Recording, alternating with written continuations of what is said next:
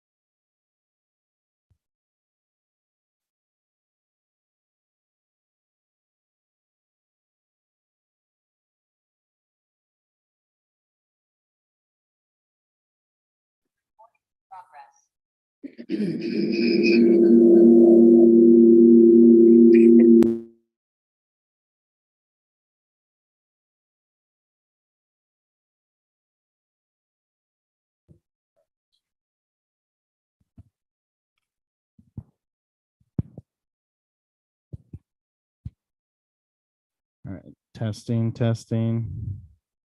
Hello, hello. I don't think we're live. So, are we just live then? Hello, hello. Okay. All right. Do we have everyone? Who's that?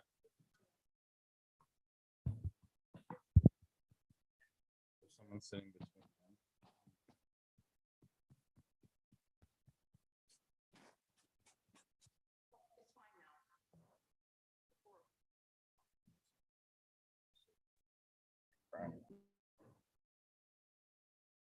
All right. We will call this Board of Directors meeting to order at 7:01 p.m. The board has a land acknowledgement and anti-racism statement, which are posted on its website. Roll call tonight. We're missing Keith and I believe Brian as well, but I'm not on Zoom at the moment, so.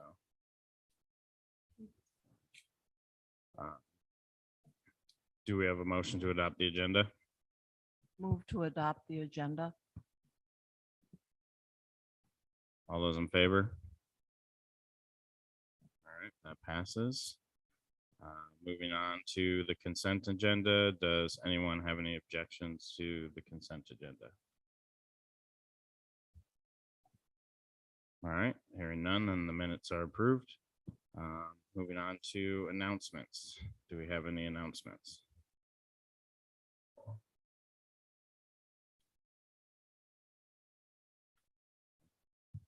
I'd just like to remind everybody that there are committee openings on all of the committees, like Long Range Planning, Finance Committee, and I forgot, what's the other one? ACC. Sorry. Oh my God. I'm sorry, Keith, if you're watching. Yeah. So there's been a little bit of a glitch, we think, with the some of the applications. So just feel free to stop by the Welcome Center or contact the front desk at the Welcome Center, the main phone number, and they can send you an application as well. Or you can go online and fill it out. Thank you.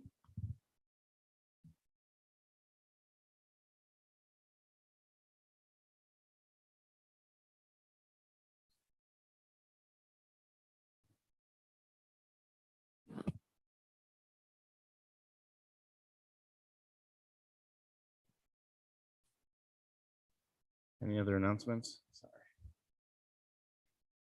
All right, hearing none, we'll move to property owner comments. If anyone has a comment, they can step to the microphone.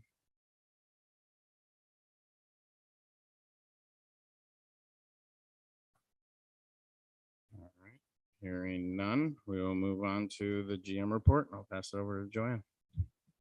Well, good evening, everyone. SVCA activity in January included both reflection on the successes and challenges experienced in 22 and preparation for the new year. Work has begun across all departments to implement the plans that were approved as part of the budgeting process completed last fall.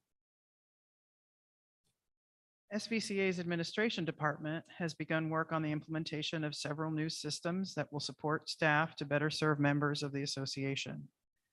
These new systems include an integrated VoIP telephone system, a virtual network hosting environment, upgraded computing equipment, a new access card system, and new ticketing software.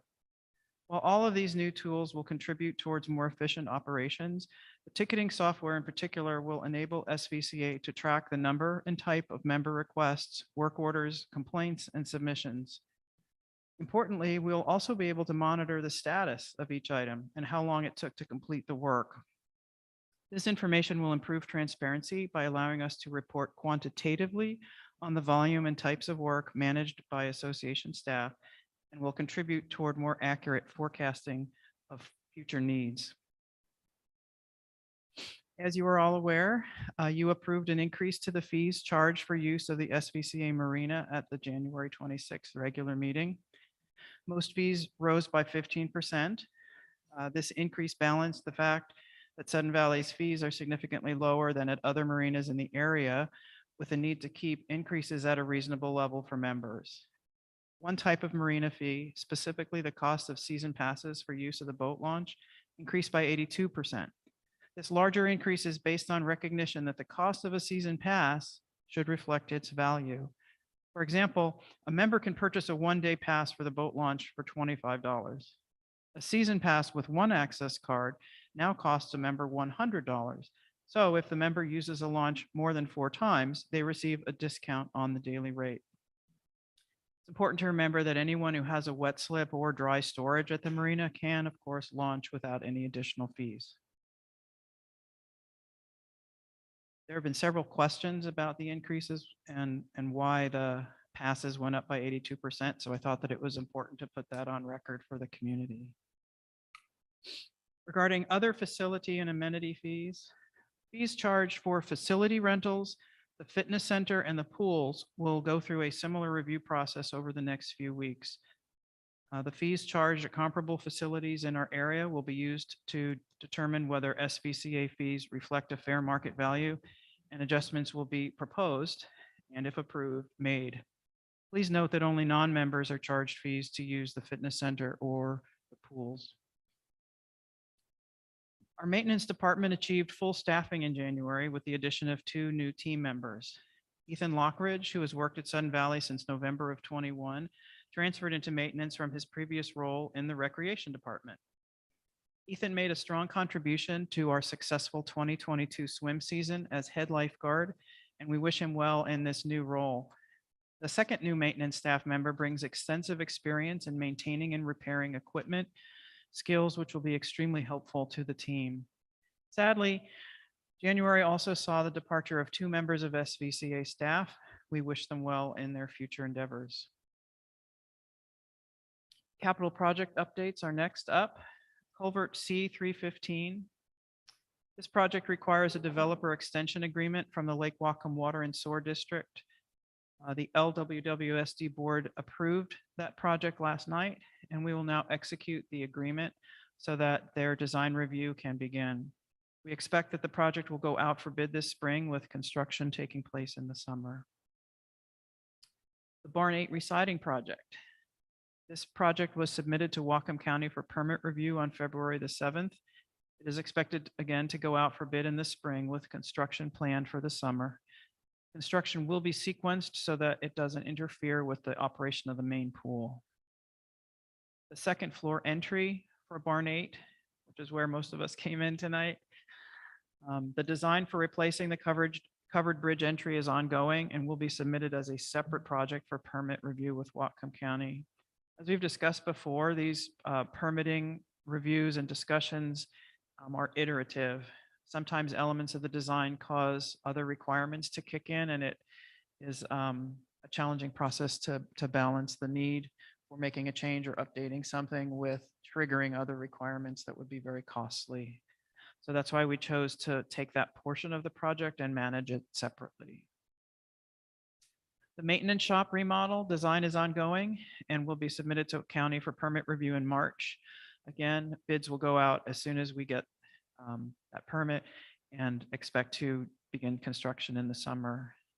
The boat launch design is nearing completion, and the permit application will be submitted to Whatcom County later this month.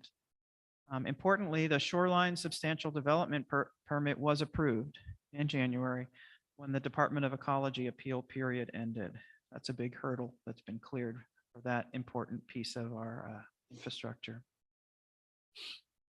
You recently, as a board, approved the ADA improvements for our 2 playgrounds, and that project will go out for bid in the spring with, again, construction beginning in the summer. On the Austin Creek repair, the design phase has begun, and we expect both design and permitting to complete in the spring and construction in the summer.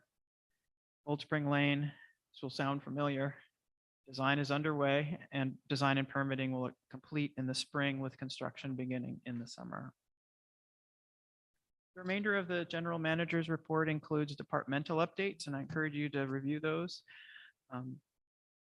And the report will be posted to the website later this week in case any committee member or community members would like to review the departmental information. Thank you. Any questions? Linda?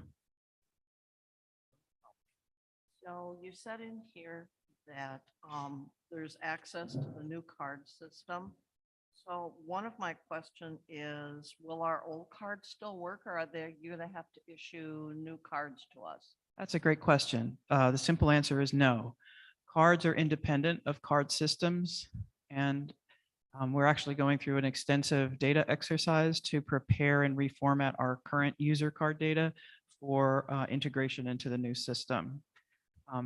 We've further streamlined the process so that the locks, the new key access scanners won't be installed until the card data is in the new system, so that as soon as a new card reader is installed, your cards will immediately work. So there's no missed beat or limited access during the switchover. So for people that are using the gym and stuff now, they just go in, they don't use their cards. That's all but I'm assuming that by the time the pool's open, that'll all be done. Absolutely, and that's a mechanical problem. The mechanical lock stopped synchronizing, and we need to have the new vendor, our old key access, key card access system was managed by Security Solutions. We are now transitioning to Guardian Security System, which gives us more flexibility by far, but we can't fix this mechanical problem until we install their new card reader. So that's why that gym lock has been inoperable for several weeks now. Just curious, one last question. You mentioned that the archives are gonna go into long-term storage. When and where, I guess? Or Oh. especially where? When I mentioned what's happening is that we have a long-term storage place on site. We have a container that is a secured container, and accounting has boxed up the records. We keep 2 years of records for physical access in the office. And so when you switch over the year, you get rid of a whole year's worth of records, and they're in the process of boxing them, inventorying them, and moving them over to the long-term storage container, certainly.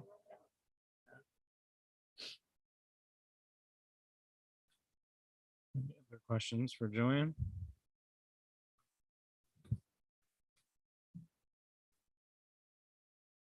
All right, thank you, Joanne. We will move on to the next item. So we have 2 items in continuing business related to committees. So, sorry, I sent over the worksheets that had been put together to the board earlier this week. And so basically I'm not sure the best way to go about it, but I think maybe we can just open up a discussion on each of them. There was 2 that were communications committee related. One of them I had put together, one of them Mike had put together. It was just something that I thought of that the communications committee could work on that I added. And so we could kind of talk about those 2 as a collective, maybe. And so I don't know if there's a preference. We start with the communications committee one. That works for everybody. So, yeah, there was two worksheets related to that. One of the things that I had identified, I guess I'll speak to, was a resident handbook that's on the website is pretty dated. It could use a revamping. I felt like that was a pretty good task that committee could help with. You know, it's good to have community members to help kind of put some of that stuff together because they're, you know, moved here and they would have liked to seen something this way or that type of information. So I think community members can bring valuable input to that. That was kind of my thought process with that. And that would just kind of ease, you know, any further staff doing that work too. I think it's something we could effectively help them with. Nancy?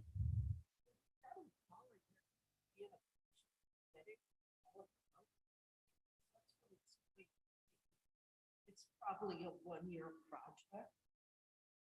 Yeah. To do that, it kind of defines what the committee will be doing. That and the other, also the 50-year committee is really an event,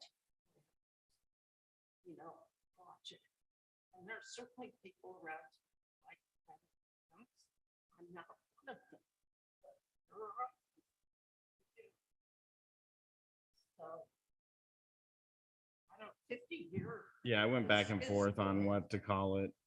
You know, the communications committee is already like kind of exists and is a familiar thing. So I just kind of went with that. It was the thought process, but I also considered calling it like the welcome committee or that type of thing. So. Yeah, I think with communications, everybody focuses on a new website, and we wanted that for a long time. I think what I'd rather see is somehow that the e-blasts, the information that goes out, right now, that's not going out in a really timely manner. And I'd like to see the communications committee use what we have now to start sending stuff out. You know, I was noticing, for instance, I noticed when I looked at the Sudden Valley webpage, there's an events calendar, but there's another one that's below, there's one that kind of does it in the order of, not things, but there's another calendar on there that's not completely blank.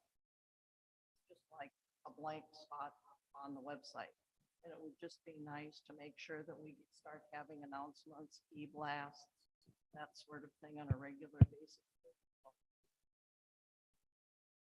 Linda, since you brought it up, Linda, the events calendar operates using software that requires a more up-to-date template framework in order to function. So the fact that our template is many years out of date means that it stopped working on our site.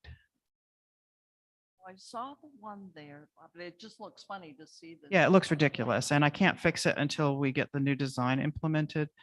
But there was budget approved for that last year, which got pulled forward as a new project, and I'm just trying to get down to it. Anyway, that's why it's not working, specifically the event calendar. Sonia and then Nancy. Are we talking about both things at the same time or just one? Sounds like we're doing both. So Michael, you might want to jump in since you wrote it, but I think a lot of what Michael put in here, they're very good suggestions, but they are the work of staff. Just like what Linda was talking about, that it's not the communications committee that operates the website or sends out the e-blast. It is the staff that does that.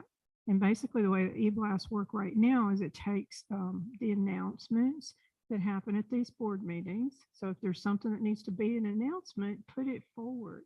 Let them know that it needs to be there because we take those announcements word for word and put them into the e-blast. Right now, this is a slow time of year. There's not a lot going on. You know, there's times where we have like tons of announcements, right? So that's contributing to that.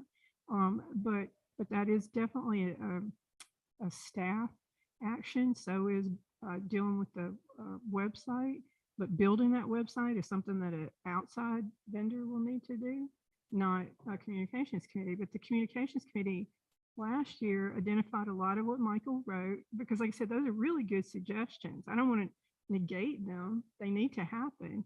It's just how do you enact them? And those committee members will not have the power to do it. It's going to require staff to do a lot of what you wrote on here. And it doesn't mean that the board can't direct staff that this is what we want. I'm just saying it's not necessarily ideal for an ad hoc committee to do it. It's probably something more that we all agree that, yeah, this is what we'd like to see. And direct Joanne to do that with the website. So everybody got to see what I put in. The 3 sheets that I sent in, that was, a lot of this was done last year. I got most of this information from Sandy Mitchell, and I gave a bunch of it to Joanne. They did do a lot of framework setting up and stuff that people that live in this community do for a living. And they went through and did a lot of tests, and they did a lot of research. And the goal that in the conversation I had with people that want to come on the committee was to essentially get a complete new web page set up, system set up on it. One that was user friendly. The site we have now, we all agree, is rather cumbersome. You got to click this and click that and wander all over it and look for stuff, and it doesn't really have a lot of the information. I understand some of it's outdated and all that. The real goal is to establish a committee and get it functioning and gathering the information. And I understand that then that information would go to someone on the staff to be able to put it on the calendar or get it out in an e-blast or whatever they have to do for, like breakfast with Santa and the trunk or treat or other events that we have around and other things. But the real goal is to get it to be able to get it onto the AGM ballot, to turn it into a functioning committee like ACC and NNE, that it's a permanent committee, not an ad hoc committee.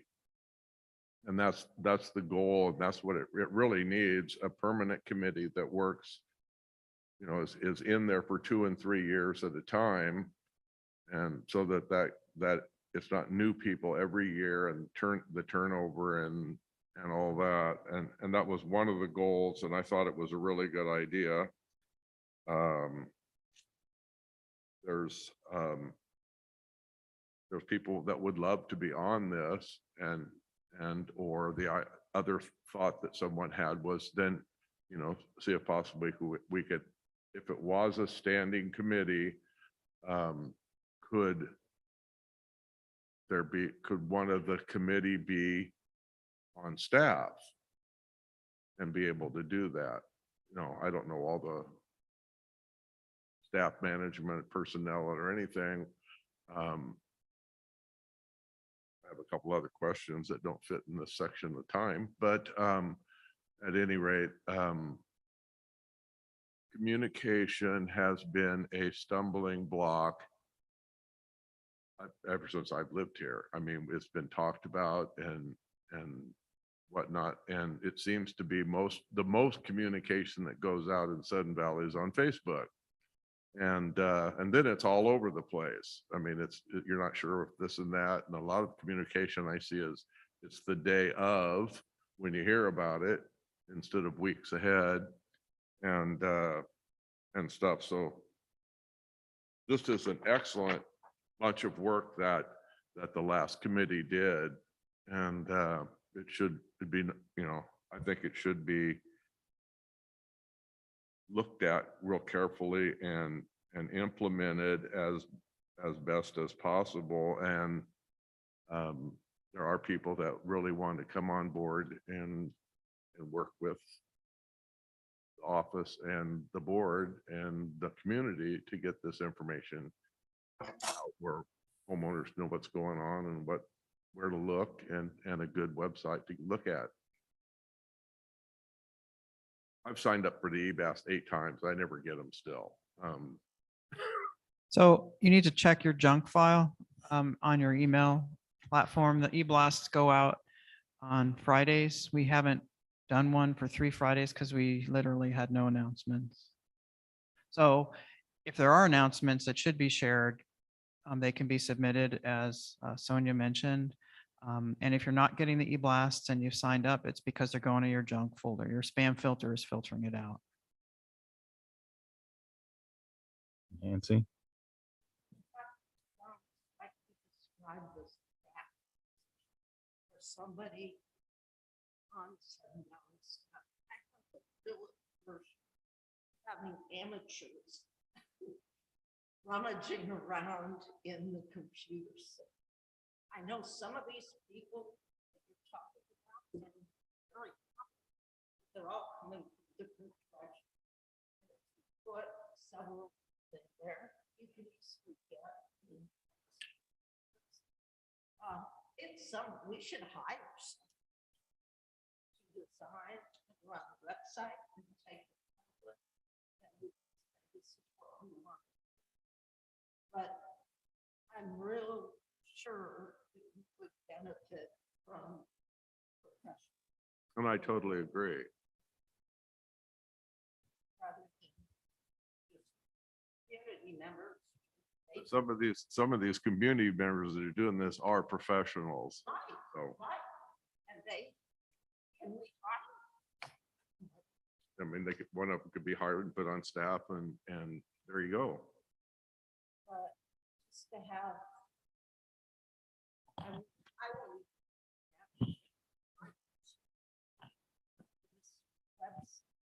Because there's no IT. And that makes me very nervous. I haven't seen businesses crash because somebody did.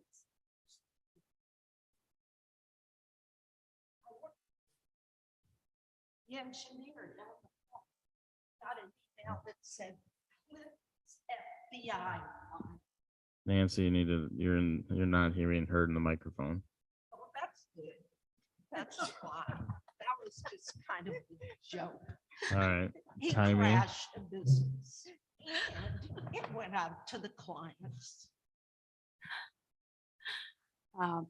I know last year there was a little bit of discussion, very briefly, about possibly making communications a standing committee as opposed to an ad hoc committee. So I think that's a good idea. I don't think anybody's proposing, people just go into the Sudden Valley website and change things. But I do believe that not just announcements from what we do here in board meetings should be on those e-blasts, but there should be a way to submit things. There's so many events that happen in the valley that it'd be great if we could communicate. I mean, communications committee, let's communicate if there's, a dance class. Let's communicate if there is, an art fair. Anything that's happening around the valley should be able to be submitted, and it can easily be put out onto that e-blast. And it would be great. I mean, that's what a communications committee should be doing, giving people the information that they need. And if there's, certain questions, that's another thing that can be put out in the e-blast, like answer what the community is worried about. So I think there's some great suggestions in there. So, All right, for great suggestions. It does. Yeah, I agree with Nancy. And so there's a couple of things that can address what you're talking about. So it's our staff that books that calendar that you're talking about. So when those events are coming up and they rented space or booked space, for any of those activities, those classes and everything. So the rec staff should be keeping up with that calendar and putting that on there. So again, that's where the confusion's coming in, is what is staff duties and what are like a communications committee duties. So I'm not saying communications can't come up with anything, but one of the things that we continually ran into is that the committee either wanted to participate in political activities or they wanted to do events, which they're not an event committee, they're a communications committee. And so we have the views we found from the survey that we did, that widespread survey, that 80% of the members read the views. That is our best means of communication with the members. And according to our bylaws, that's our official means of communications. So that's the way the association puts information out legally and officially to the membership. And the thing is that what we had was a committee that no one ever wanted to write articles.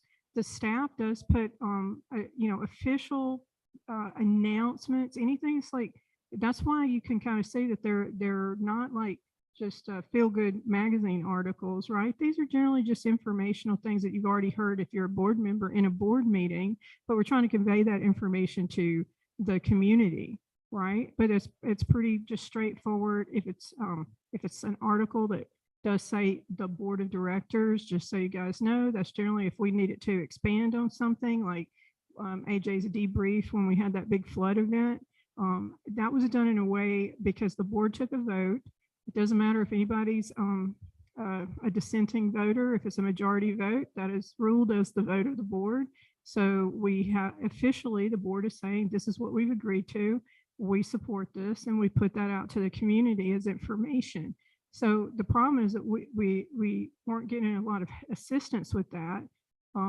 They did do a lot of work with the website. And from my understanding, that information was conveyed over to staff, and Joanne actually could probably expand on what's going on with that because I can't. And but that being said, that would be my concern, is that we really drill down on what is the duties. If you want to do this, what are the duties of a committee versus what are the staff's committees? Because there seems to be a lot of gray area and confusion. And then the real work that we need from committee members isn't getting done. Okay. Linda? One of the couple sentences that caught me that I think is important, and if we decide to make this a standing committee, is it says Sudden Valley currently does not have a structured communication strategy. And I think that's something that's been lacking for a long time. If it becomes a standing committee, it might be kind of nice to have a manual exactly like the NNE one does, that the board agrees to, that these are the responsibilities of the committee, the staff, and that way doing it as it is, it's catch as catch can. I worry about some of the clubs that are starting to form and stuff now. I don't know if information is getting out there to people, that we have the garden club, the book club has started, that sort of thing. It would just be nice for everybody to know, because they're, would like to get back together. Yeah, further to that, it's just really interesting because sometimes we think everybody hears about what's going on, but it just brings me to when we had the Jingle Bell Brunch. I was speaking to a woman at one of the tables. She was sitting alone, and she was just saying she's lonely. She didn't know about a lot of the things going on here, and it might be in the views, but sometimes you skim past it because you only read certain articles. So I was telling her some of the things that, are available to her. And she's like, well, that sounds great. I'd love to do that. So, like Linda's saying, if we have it as a standing committee and we can get that information out to people, we just forget that some people just really are lonely and would love to participate in a lot of the wonderful things we have here in Sun Valley.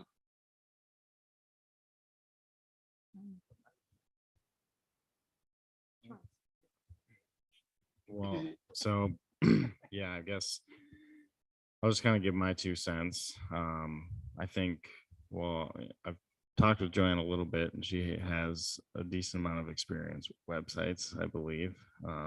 And And I think a lot of the work that the committee did last year was kind of setting up those like templates and kind of a look and things like that, which in my understanding from talking with Josh about that is that now needs to get ported over to like a professional to then like, I don't know the words, like code the website essentially or something like that.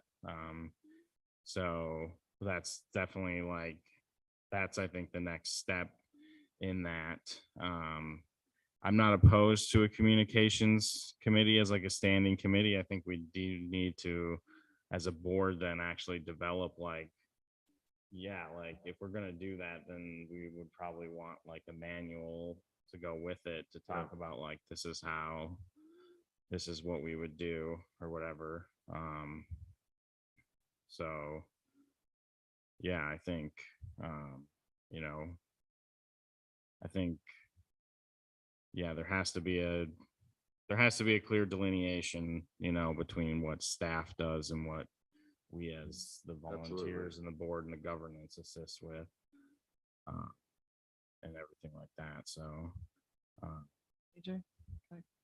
yeah, go ahead. So I think I heard the word communication strategy, or I guess that's a phrase. And I got a little excited about that because it's that I think is the appropriate role of a governance organization, not pressing the buttons or writing the text, you know, the copy or preparing the graphics. We can hire folks to do that. But there are real issues, I think, that people need to grapple with. For example, I think everyone can get behind the garden club or the book club. But what about the gun club? It's a little more controversial. We have a policy currently that we don't post information or flyers about events that are not sponsored by Sudden Valley for exactly that reason. Because one comes along and we can get behind it with gusto. And another comes along and maybe that's more controversial and we don't know whether posting it is an endorsement. Do you see where I'm going with that? It's very, very tricky.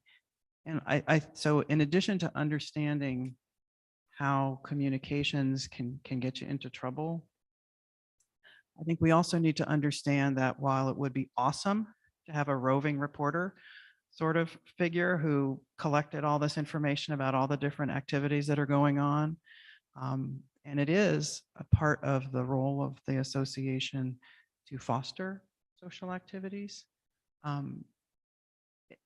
We kind of have to look at communications as it can be a huge spend, a huge user of resources, both of staff time and monetary resources to build the infrastructure to do these things. Not to mention that to do it professionally, you need professional designers and copywriters. Okay. So, I mean, for 15 years, I worked for a marketing services company, and my role was to maintain the enterprise level systems of that company. And I had a staff of about 50 people. All right. And they all had different functions that contributed to it. So to think that a couple of people or a couple of vendors can do that affordably, that's questionable. So I think we have to be careful about the role that we assume in communications. Right now, the way I define it is that we communicate about the business of the association, the roles and responsibilities and the services that are delivered by the association. And that leaves out a lot of stuff that does happen in this community that's important. I'm not saying that stuff isn't important. It's just that we have to understand what we're biting off and understand what it takes to fund it and staff it before jumping into it.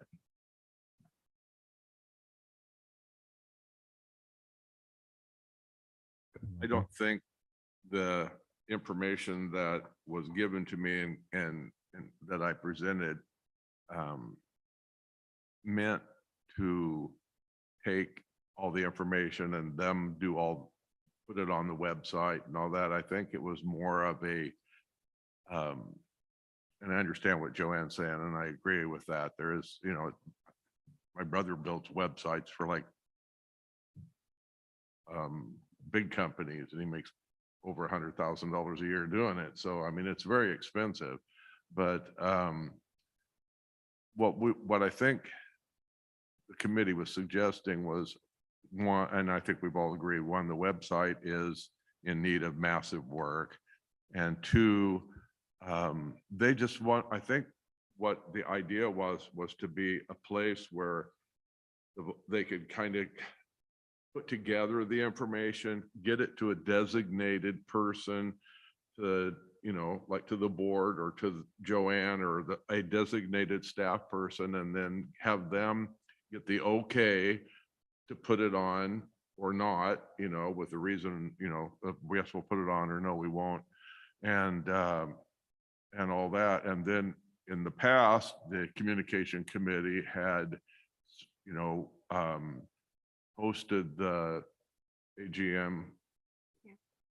Huh? The candidate forum. The forums and stuff like that, and was able to get the information out where they were going to be, the times they were going to be. And I think I'd really like to see more than two,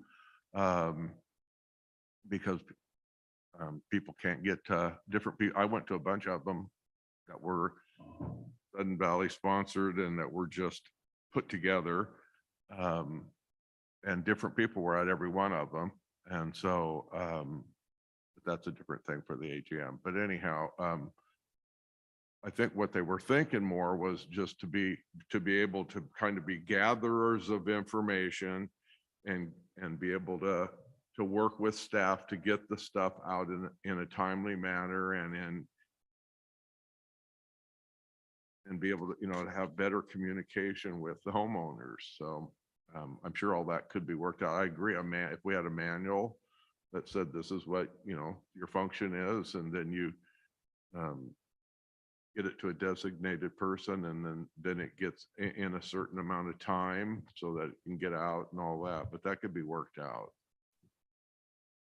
So if we're like, I guess, Joanne, you were saying like, were you saying that like having a committee work on like a strategy would be beneficial? That would be beneficial. For example, do we continue to have a policy that says we only post flyers or do marketing for events that are, you know, sponsored by SVCA? Or do we include library events? And That's a board decision. That's right, not a exactly. committee But that would be decision. a strategy or Oh, a yeah. policy that could be developed and suggested, Yeah. that kind of thing. Okay, because I'm like, I have no idea what a communication strategy looks like, because that's not my area. But I guess if we can, you know, if that's something that would be effective, you know, I think what I proposed is in the communications committee with the, like the new member welcome packet is part of a communications strategy, probably. You know, the first part of it, you know, when someone moves here for the first time, what information are they given? You know, so I think we could try to work to flesh out what that actually looks like putting, I guess, just like creating a communication strategy feels a bit vague to give to a committee to figure out. So I'm just, in the moment, I don't know off the top of my head, but trying to think like what we need to actually articulate as a board, as our needs with that. What if I went back to these people that had all of the thoughts and talked to them about, you know, what is your communication strategy? What is, if you were a committee, how would, what would be your actual duties, not all the generalities that they put in here, and then represent it. Yeah, I think, you know, I think it would be good to, might be good for us to kind of maybe see if we can find some examples too. I'm Yeah. all about the Google, you know, trying to find, you know, not recreating the wheel necessarily, and finding some good stuff that we can build, you know, that has a good foundation that we can then tailor to what we do. You know, so maybe it's, you know, we can work to do a little more research on that, and then try, you know, I could work with you to try to, you know, come up with some more specific language that we can then bring back to the board and have better discussion with like exacts and things like that. And then, I think obviously communication strategy involves a website. I think we do want professionals to help us rebuild the website for sure, but that doesn't mean we don't necessarily need like some beta testing or something that, before we send something live, that we could have, like the committee participate in something like that, as like a trial run, make sure there's,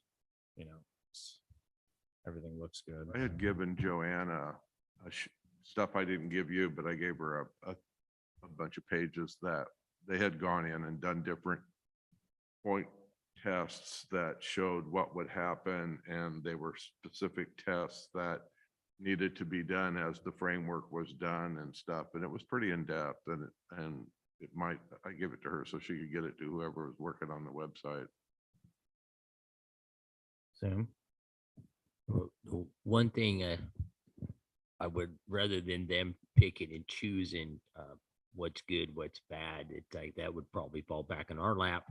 So they could also, if once they get their format and they're looking at ways to do it, but they could compile a list of acceptable events or things that they would like approved by the board.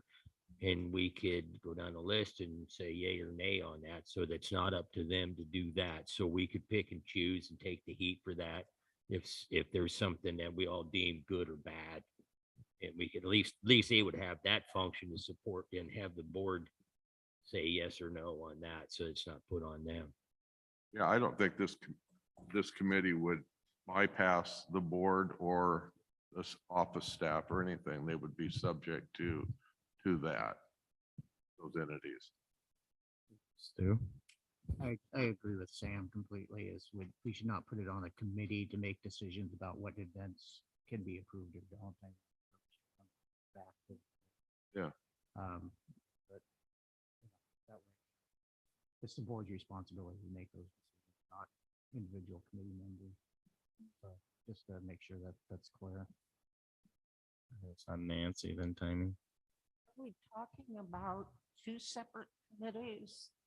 Communications about how to and the web setup and the 50th anniversary event Yes. committee?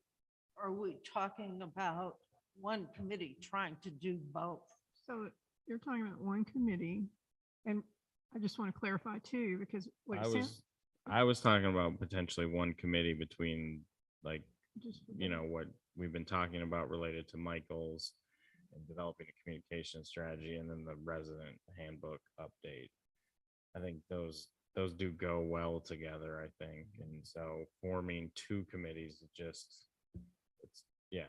there's no reason. I think they'll go hand in hand. I think it would make more sense to just do that type of work together. So the 50-year I was proposing as a separate. People who want to do a plan and event are completely different than people who want to do communications, I feel like. Right, You know, that's what I obviously was communications asking. is part of an event and you have a communications plan, but event planning is a lot more than Right. communications. Right, So okay. I think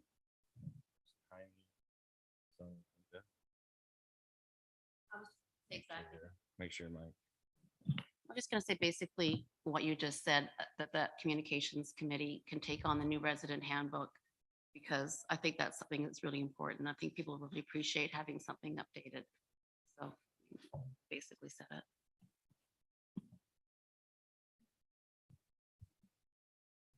Sonia and Linda.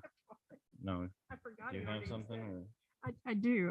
I just wanted to remind you, there actually is a communication strategy. I don't know how, I know it was a problem. It didn't come forward because it basically was reiterating at the time what the association was already doing. But when Glenn was here, he brought that strategist in and he outlined the communication strategy. So I was just going to suggest that that's probably something, I'm going to go along with what Timmy's saying. If this is something, maybe we move it forward on the welcome packets. You guys, you and Joanne and Michael or whoever you chairs the committee can review that strategy. And maybe if it makes sense, then we can always expand whatever directive we give that committee, right? We can always expand it, but this would allow them to go ahead and get started if that's something what we all agree to. I don't know. Just a thought. Sam. I think it's neat that you want to do the resident and the handbook. There used to be, besides, and what, that's why it's a good thing for communications, because I don't think it's just the website. But some people just have no clue. There used to be actual. They were like little welcome bags that they Yeah. created and then took them to different homes. We used to have gatherings here in the park that were for new people, like quarterly. You know, and so I'm saying you can really expand it. And I think it's important that besides doing the website and why it's good for communication, is to figure out somewhere where that's not the only. And true, there's a wealth of stuff you can put on the website, but there's some nice basics that could go in just a actual. Yeah, I mean, yeah, I've seen the packets that we've made before previously in the office, and then, yeah, I believe the one that's on the website currently has long-range planning document review and a number of standing committees as ad hoc committees still, so that tells you how dated. I'm pretty sure all those were made standing committees before I here, which is 6 so. It's definitely something, and I think it's something that like residents are, can provide a lot of really good input into what information you want to see when you first move. Where's your mailbox, to how you get your key, to those types of things and that stuff, which we do have, but it's the website has been on my list since becoming There's a president. lot of so. the information in there about how the election works too, on timing and postal drops and stuff like that would be good to have in that handbook. I didn't even know there was an election until it was going on after I moved here. Nobody ever told me anything about it. Had no idea. Sam? Can we go backwards just a little bit? Because I don't think we finalize on the name. Are we going to accept the one name and agree on that and then move forward on the names of the committees? We had some discussion going about whether or not it was the communications committee. It's like, can we nail that down and be sure of that? Because there was some different voices on that. So I guess there'd be a So motion. right now there'd be basically, I guess the way I see it, there'd be 3 potential committees we consider forming. One would be a communications committee that initially we would put, we could put together language to start them working on the handbook, and then we can take a look at what Glenn had put together. I can get with Joanne a bit and we can do some research on like what it is as far as like how we're going to direct a communication strategy to get developed. And we can then update our charter and add tasks to the committee as they're working on that. Does that sound? And then there would be a 50-year or an event committee for the 50-year anniversary, and then a parks committee. Those would be the 3. But we didn't discuss the other two. No, yeah, those would be the 3 we'd be discussing. So But on is this one, everyone kind of in agreement that that's where we're at? no. Yes. No. I didn't agree. I did not agree to vote on a Not voting on committee. anything. I'm saying though, I thought we were just saying, you're just asking, are we talking about he's asking, are we talking about a communications committee or a welcome committee? We're talking about a communications committee. Combining the 2 that were. Right. Sam's just saying, what are we calling the committee? That was what That's the, what I'm just saying. I know you said parks and trails. There's 3, the way I see it, there are 3 potential committees we are discussing right now. A 50-year event committee, a parks and rec committee, and why is it so difficult? Are we good with that? 3? In a 50 years. Instead of 4. What are you talking about? I don't know.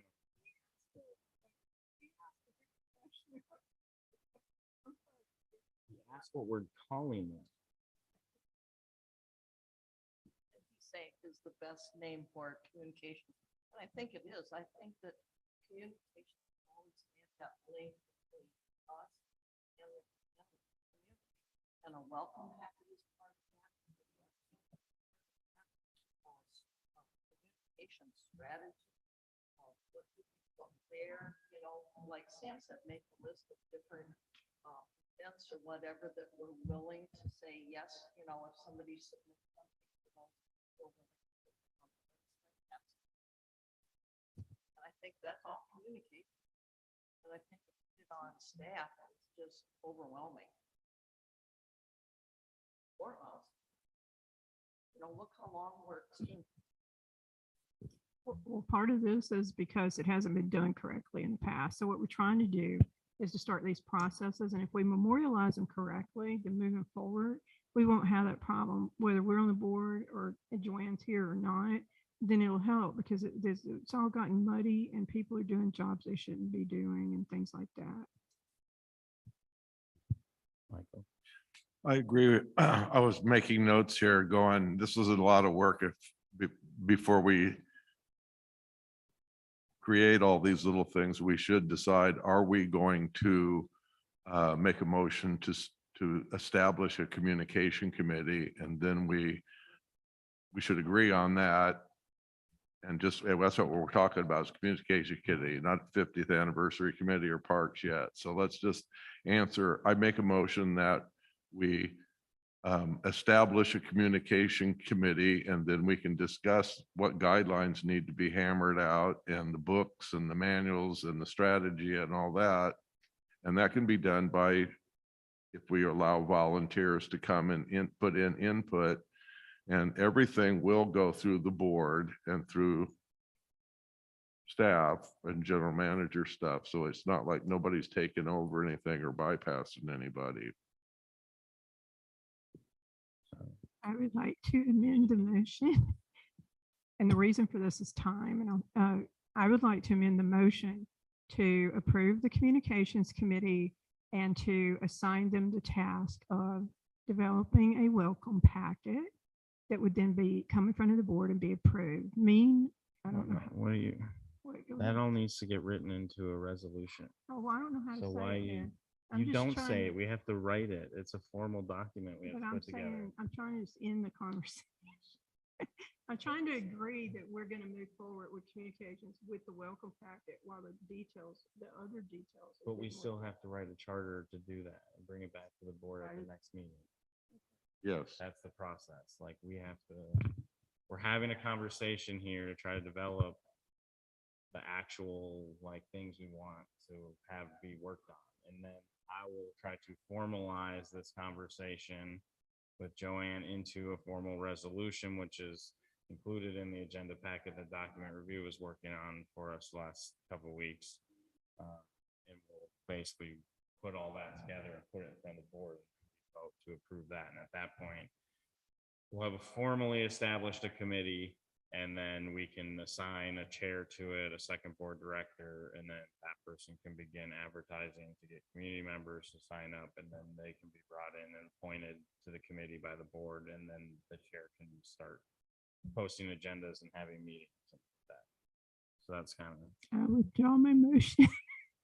so I think what Michael, you're trying to say is just have a consensus that we agree we're going to establish a communications committee. At this point, generally speaking, we want them to work on the resident handbook or a new member welcome packet. We've talked about establishing a communication strategy. I'd like to amend the motion also. Instead of saying we are going to establish it, we are going to continue discussions to establish it. I think saying we are puts us in the way of that official resolution that you were talking about, which is the right way to do it. What we're talking about doing here is just agreeing to discuss it further. Um, Yeah, well, I'm agreeing with her because I'm not comfortable with giving that commit. We're making a really fast decision about assigning them some pretty major tasks. Like when you're talking about the whole communication strategy for the association that right now works totally through the staff and the board. It's a little concerning to me that we're just like, all of a sudden we're going to do that and we're making a determination. I'm a little uncomfortable with that part of it. So that's why I was trying to just, the parts we could agree on, let's agree on it, and then we can always amend or add additional tasks to them as we have time to work on them.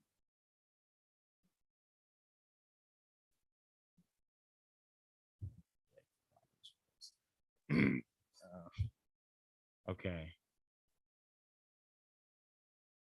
I guess, does anyone have any issues with us just agreeing in consensus that we're going to continue this discussion? And we have some general ideas that we are going to continue to flesh out here and bring it back. That's what I thought we were doing in the first place. Okay, yeah. That's what I thought too. So Okay. that's why I said yay for Robert's rules. Okay. All right. So we've settled this stuff with the communications committee. Try to locate that document that was previously done and try and get a copy. I can send a copy to the board so people can look at that and see. I can't speak to how good or bad it is necessarily, and I'm not an expert in communication strategy. So, and I can have a conversation with Joanne too. She's obviously going to be the one to help us implement said strategy. So it's good input from her. So yeah, we can then talk about parks and trails next. So Linda submitted that one. So it's very simple. It's not nearly as complicated as communication.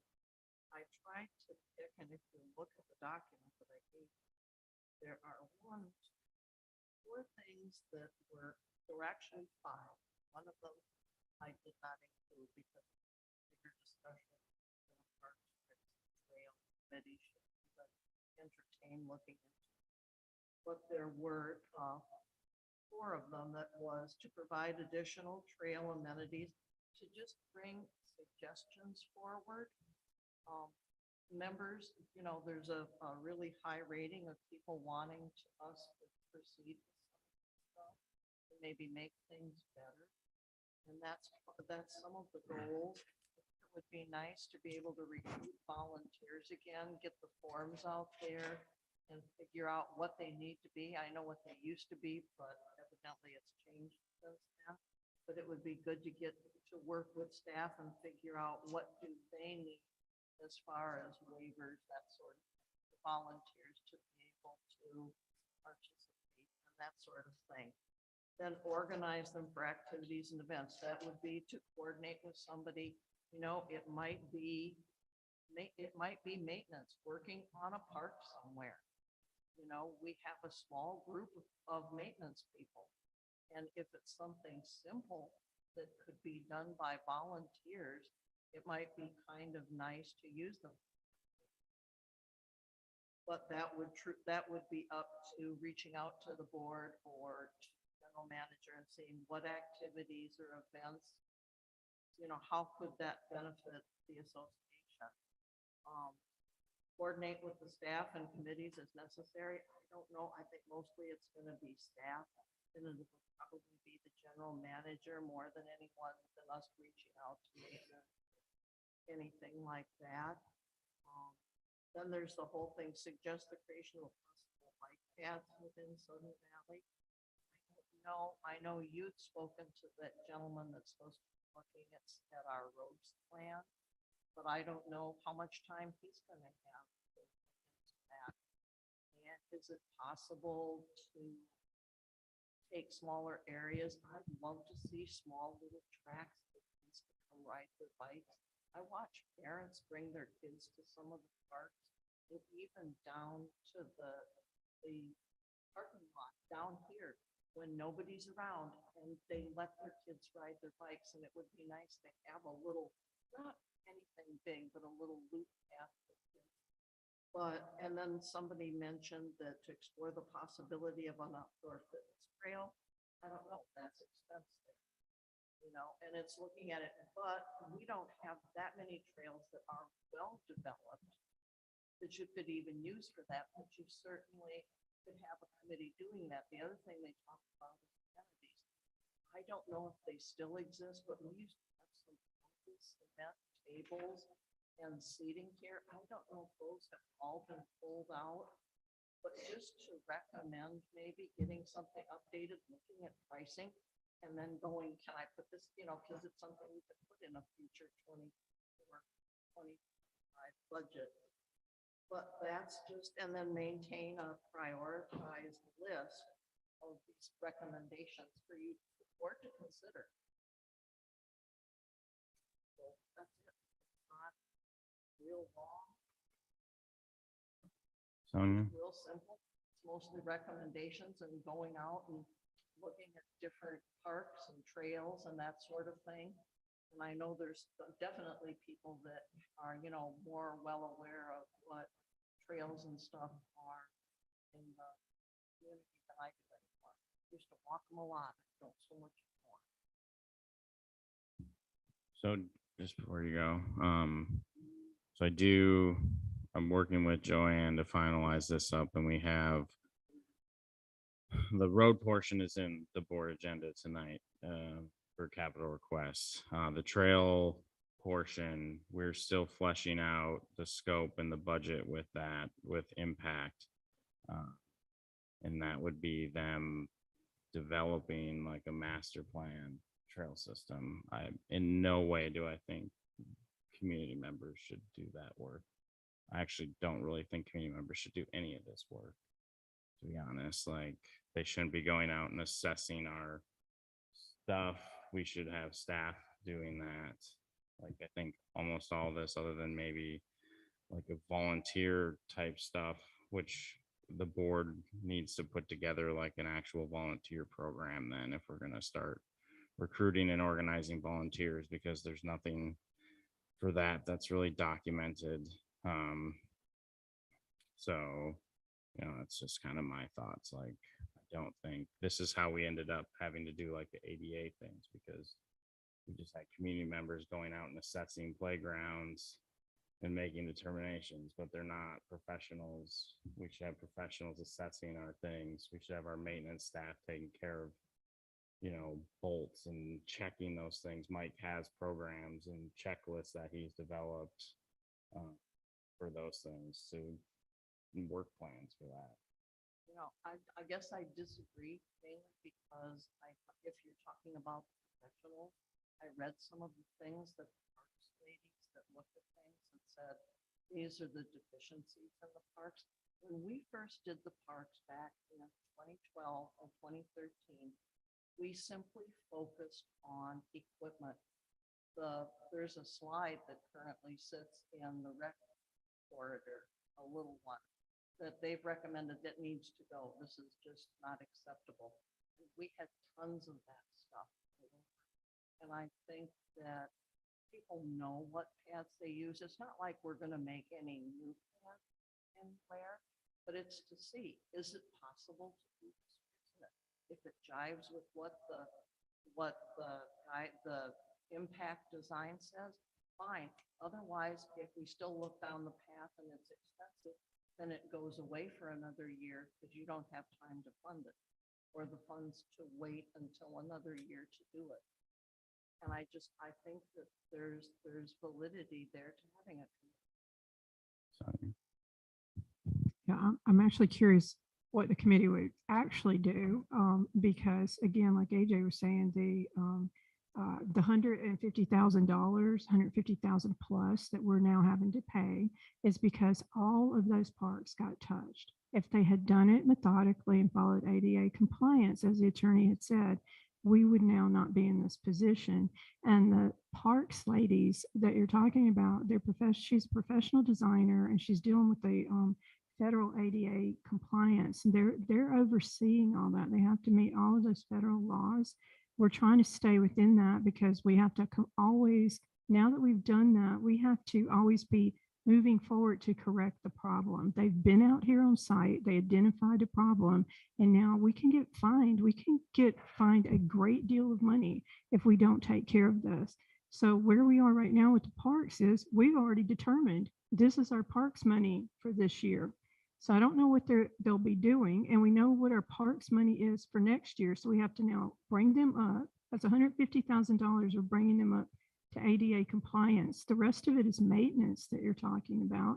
That's under our maintenance budget. And like AJ said, Mike has a program, and they have a maintenance schedule where all 6 of those maintenance employees service those, check them, etc. That's because we found that none of that was occurring in the past. So I understand your concerns, but I guess my point is, I think you don't realize that a lot of it was addressed. As far as the trails, I'll tell you what my thought is on the trail is, so we identified based on that community survey that members desire walking trails. And because of that, that's why AJ is part of the RFQ that he put forward with the roads. We try to consider sidewalk type alternatives and trail systems. And so, like he said, that we're already working on that. The professionals will do that, and then that'll come back in front of the board. So I think at that point, that's when, so I would suggest removing the parks portion of your recommendation, because we don't need it this year, because this is a committee to assist the board. And then once we put the trails forward, if we decide whatever it is that the board wants to do to move forward, then at that point, it may be an opportunity for a trails committee. But why wouldn't you have people working on it so that you're not getting them started 2 years down? But what are they working on? Just going, for instance, and I don't know if they're still there. I know around the Lake Louise Trail, there used to be awful, and I don't know if they're still there or not, but I used to. But there used to be cement benches there that were broken and sharp edges. I don't know if they're still there, but people have said, you know, can we add some benches, that sort of thing? Is there a way to think about, like somebody said, an outdoor fitness trail? It's just exploring whether it's a possibility or not. You know, people have asked for this. I'm sure people I would be mean- willing to serve in the committee to look at it. You know, it really is separate from sidewalk alternatives. And, you know, a lot of there used to be paths all over this community that link together. A lot of people have put them in their yards now because they thought it was part of their property. And I'm just saying, let's look at some of our more popular trails that we use and see, is there stuff? You know, is there an extra bench I can put here so someone can sit down? That sort of thing. It's not, you know, a big deal. I mean, I guess that sounds more like an effort of long range planning. And how Forming it- a whole new committee, you know, we want to explore long range planning. In our comp plan would, you know, have goals in there to, you know, have staff like explore those types of options. Like it just doesn't seem like very useful work for the board for someone to go around and be like, hey, we could maybe put some benches here. That's why you have an ad hoc committee that looks at that, because it's something that people have been talking about, the people that you sent a survey out to. You know, Stu? how many times? Exceptions, and I'm saying, parks and hotels, I know, smaller committees, I know would be committed. And this work, and bring something, just suggestions back. Like you say, I don't want to deal with this. I'm not hearing Linda really well. Stu? Um, Yeah, this is actually a little bit of aside from what Linda's proposal is, but when I think of parks and recs and trails, I think of the work that I did on the Washington Trails Committee, where I go out to an established trail and I help do trail maintenance, which is governed by the maintenance group or the Parks Department. They dictate what needs to be done. Then people go out and help with it. So pretty much every time I go to the Sudden Valley website, I laugh because it's got these pictures of a beautiful Sudden Valley where everything's well maintained. There's flowers and there's, I mean, really, it's a joke. You go out there, you pull into any parking lot and even the Welcome Center, I mean, everything just looks atrocious. And our maintenance team probably doesn't have the time to keep it all up. So why not have volunteers help with things like that? So no one asked, but I'll share my perspective. I think there are two nuggets that are really, really valuable in what Linda has brought forward. And one of them is to establish a program or a set of people who can elicit volunteers, vet those volunteers, and work to develop or find and update the forms to get the appropriate liability waivers so that people can participate in activities. And then help with the organization to muster that group. Because just as people have said, yeah, maintenance does evaluations, but wouldn't it be great if on a Saturday morning, we could get a set of people to volunteer to come and walk Lake Louise Drive and pick up the trash and have a maintenance person on staff that day with a truck to pick up the bags and appropriately dispose of them. That would be a way for everyone to give back in an organized fashion.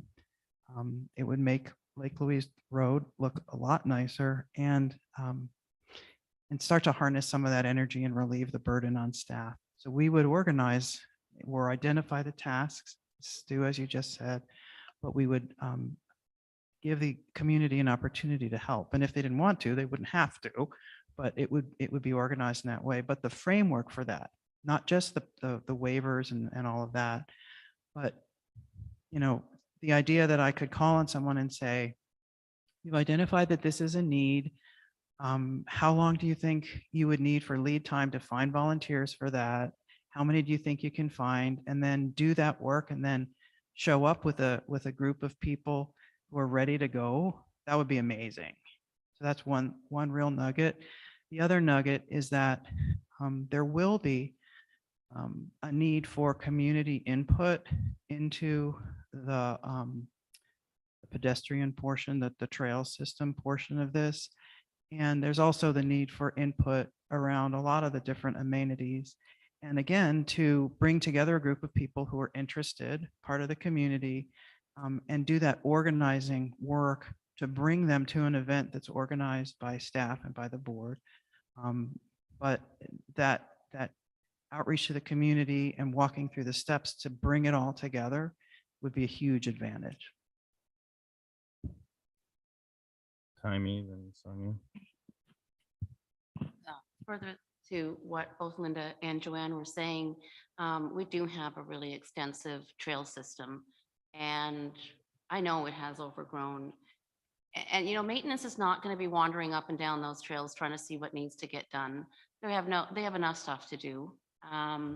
But if you did have a trails committee, a Parks and Trails committee, that would go, okay, like let's start at whatever corner or whatever the easiest trail is, and go and walk it and look at it and go, this isn't a lot of work, but we need to get some pruners out here. We need to get some of these blackberry bushes that have grown over, so it's really hard to walk this trail now. There's a lot of really not difficult things that you can do to bring that nice trail up to something that people are going to enjoy, and then put markers on it so people know, take the time and say, hey, there's a trail here. Because most people probably don't know. They see the map, but it doesn't mean that they're gonna, go out and find it and they go like, well, that doesn't look like a trail. So I think a committee like this would be really helpful. And I think a lot of people are interested. We have seen a lot of interest in it and people wanting this committee to come back. And I think it would really just make everybody's well, not everybody's, but a lot of people would really benefit and enjoy that. So I agree with Stu's committee suggestion. I think a volunteer committee or whatever you want to call it, somebody volunteer organization thing is a really good idea. And it's not just about trails. It could potentially work with trails. I do want to just say one thing though, with trails, you have to be real careful to follow the guidance of trained staff. So let's say that these people are out walking, then they need to put that forward to Joanne and we'll need to identify because what we do have is we have trails that are unpermitted in some of these areas. They've gone through wetlands and watershed. This is not okay out here. And so some of the stuff we don't really want people cleaning those trails up. We're hoping that they will grow back over. So we really are discouraging members to go out and do this stuff on their own. That doesn't mean that like Stu is saying and what you're saying, if we had something organized, it doesn't mean they can't make suggestions, run it through staff, and then in an organized way, be able to do those things. I mean, I can totally agree with that. It really does have to be organized through Joanne or maintenance, because if a trail crew is going out and cleaning up a trail, somebody has to haul the debris away. And it's not going to be the trail crew. And then point out the poison ivy. Yeah, I mean, I guess I definitely am not opposed to putting together like a volunteer program. Actually, I'm pretty sure I put something like that my first year as president in the Parks and Trails Committee charter, but it never got worked on. And then they just tried to organize like a one-day event kind of thing. But it's like we really need like a program. Like one-day offshoot events don't really help at all. Like that's just someone's personal interest got taken care of, basically, not something that's like organized for the benefit of the majority of people. Like it's just like one offshoot thing. So like I would definitely see, think that like, if we could put together, I don't know what the name of it is, but a volunteer committee that organizes and creates a volunteer program that, Joanne could then, be able to actually execute. Because the other stuff, as far as, make recommendations, like go look at things, and then it's like, I mean,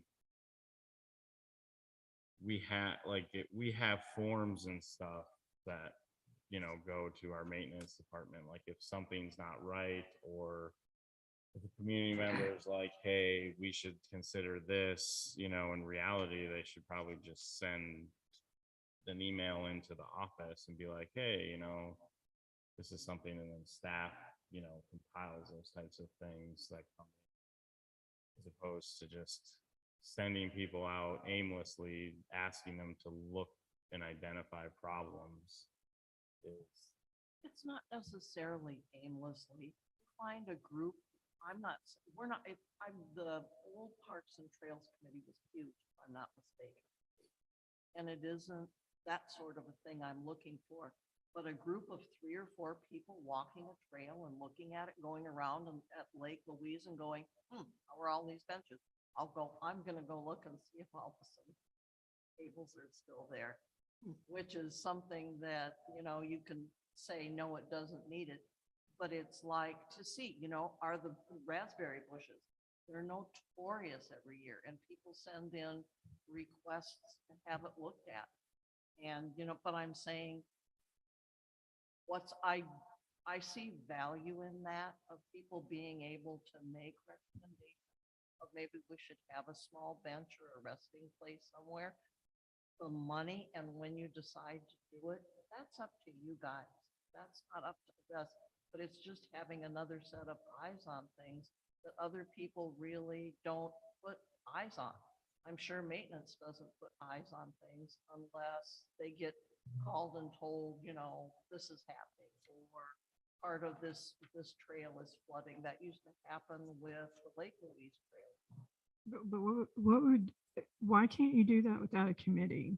Because what AJ is saying is these committees are supposed to be doing is taking work that the board would normally do and take it off our hands so that we don't have to do that. You know, like then they'll come up with a recommendation so that we're not all burdened with that much work. So what I'm trying to understand is you're saying, I'm not saying there's anything wrong with it, but why not just report that to the office or request that, let's say we put something on the website that, hey, make a suggestion, put it in there, you know, I have a suggestion to do this, or request for repair, because that's one of the things Joanne was talking about, that ticketing system, is that's supposed to be part of it, is to allow people more input from community members and more ability for the association to track them. So it'll force staff to be able to respond, because the problem that has happened in the past is it may come in and it may go into a black hole just because human error or whatever. And but this would, you know, like, again, it would give reminders. It would tell people, okay, you need to respond to this. Did this get taken care of? Someone would own it from the beginning. And I think that would take care of what your concern is.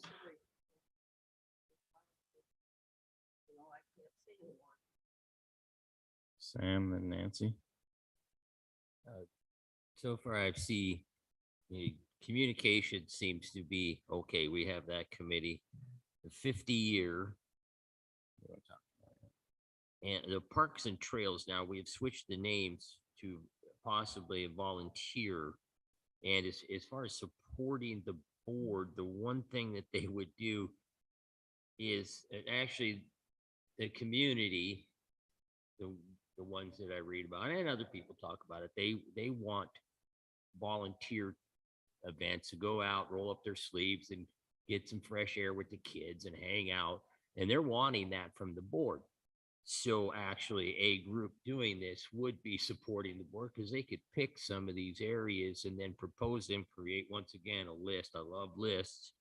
And they could pull those out. And all we have to do is say, not there, there. And at least that's a start. But I do believe that they could, you know, a volunteer group, that's part of their work. And so, yeah, I think that would work, and it does help support the board by them making some choices and picking out, you know, or getting a format for volunteers. Nancy. Talking to your mic, please.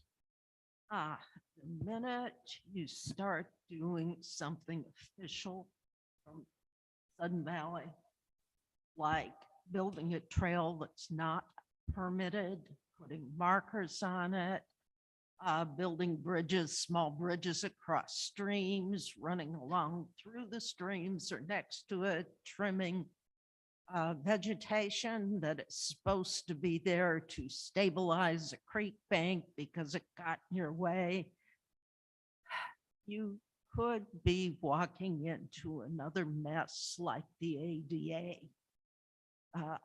not being adequate in the parks. Even the Whatcom County parks had to get permits to build those trails up on Lookout Mountain and up on Stewart Lake.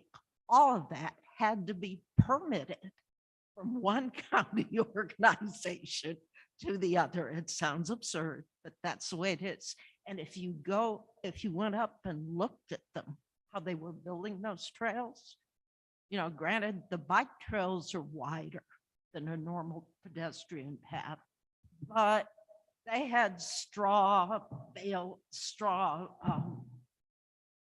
all over the place to block flow of sediment into creeks, all this work to keep dirt where it belongs. Soil, I guess I should have said, because that's where the phosphorus is. It's in the soil, it erodes into the stream and into the lake. So the whole game is don't let the dirt run into water. And it's not a simple thing. and they're not, I mean, it makes me nervous. Plus, they can only move 500 square feet at a time.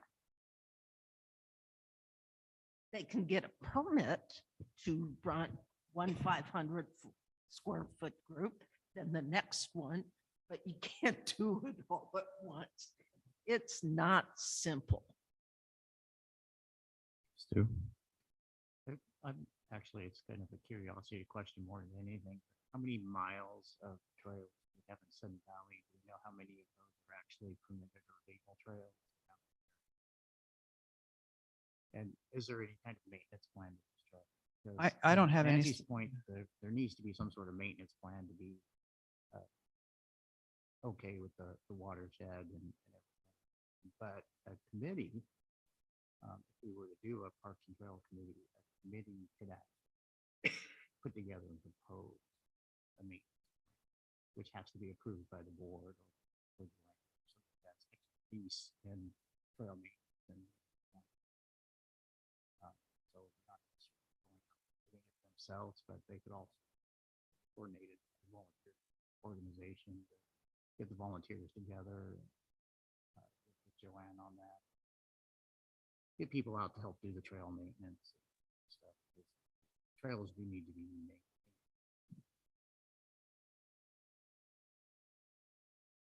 Tony? Agree with Stu on that. And then, no one's saying we're going to go start digging new trails. And I think there's a difference between a committee going out and looking at all the trails as opposed to one person saying, hey, this trail over by my house needs some work. Because again, that's like, you get your personal thing done and then you're happy and you move on. It was kind of like you said, that one-off project doesn't really work. But a committee, they feel responsible for not just their local trail. They want the whole system to work together. And again, no one's saying they're going to go out and just start working without getting permission. So I think a system That's where what's people, happened. well, that's not what, but That's literally what's happened. but that's not what Linda's asking for. She's saying, let's get a committee, let's look at it, bring it to the board. The board can decide, what is a good idea or what's not a good idea. Hey, if we're going to do this and maintenance is going to work, can we use some extra bodies? That would be great. So I don't see a downside to having this committee. I mean, I have no issues with like a volunteer thing. I don't think it's directed at parks and trails though. Like that's not the only things that we would potentially use volunteers for. Like, we may have like a gardening day or something like outside the clubhouse or the welcome center so it's like a volunteer program more than it's like, like, but I don't think we're, when I go through like the goals that, I can get behind recruiting volunteers, organizing volunteers for activities and events, if we have a program, but like the rest of the stuff, like, suggest the creation of possible bike paths within Sun Valley. That is definitely a job a professional needs to do. There's wetlands, there's a lot of research with the county that has to be done on where can we put trails, where can we put trails. There's considerations, of like, maybe some of the trail has to be up against the road in this portion, and then it can weave down into green space or something here, that kind of thing. Where we want like engineers and people who do that stuff, building and making those plans. As far as like exploring outdoor fitness trail, like I think it behooves us to have an actual trail plan before we like start exploring this fitness component to it. Like, because the other thing too is like, to get a trail plan, we're gonna have to spend some money as a board to even get like a conceptual plan that we could bring in front of the community to even start discussing like, building a trail network that connects, gate 5 down to this area and vice versa to help, alleviate the need to walk on the sides of roads and things like that. And maintaining like a prioritized list of parks and improvements and stuff, that's totally a staff function. they should be maintaining and tracking our lists. Like committees come and go, those people come and go, staff are the ones that should be like maintaining records like that. I was gonna talk about trails. There is a map, trail, all of our trails have been platted, and there actually is plat maps. There's currently on the website, unless it's not found now, Rec had a whole list of all of the trails and all of the parks that I would anticipate if we would get involved as a Parks and Trails Committee, it would be something that we're already using, like the Lake Louise Trail. There's one over off the AMPM beach. And I don't know what the name of it is, but there's some that are like that. There's the one that's along Lake Louise, so people don't have to walk on the road. You know, there's different trails like that that are given trails of the association. I don't want to go dig up and start doing that. I don't know where your comment comes from, that people were starting new trails. Nobody's suggesting that in this proposal. So what they did is they went back in trails that were overgrown, for instance, like in Gate 5 at Area Y, recut a trail without a permit, very dangerous. There's an exposed sewer line. You can't just decide, well, it used to be a trail, so now we're going to make it a trail again just because it shows on a trail map. You still, what he's talking about, when you're talking about engineering, we do have to have the county approval. We do have to work within, there are wetlands throughout here, and there are requirements. In some areas, you've got the shoreline management plan. It depends. I mean, all of these areas and sub areas throughout Sudden Valley are unique and different with the ecology of each of them. And because of that, because we have community members come from all over the place, we run into people that do not know how to how to protect their home in a fire, for fire in the Pacific Northwest, which is different than California. It is not exactly the same, and so the same would go for someone building a trail. That's why it's really important. I think I'm going back to, I would like to, I agree with the volunteer effort.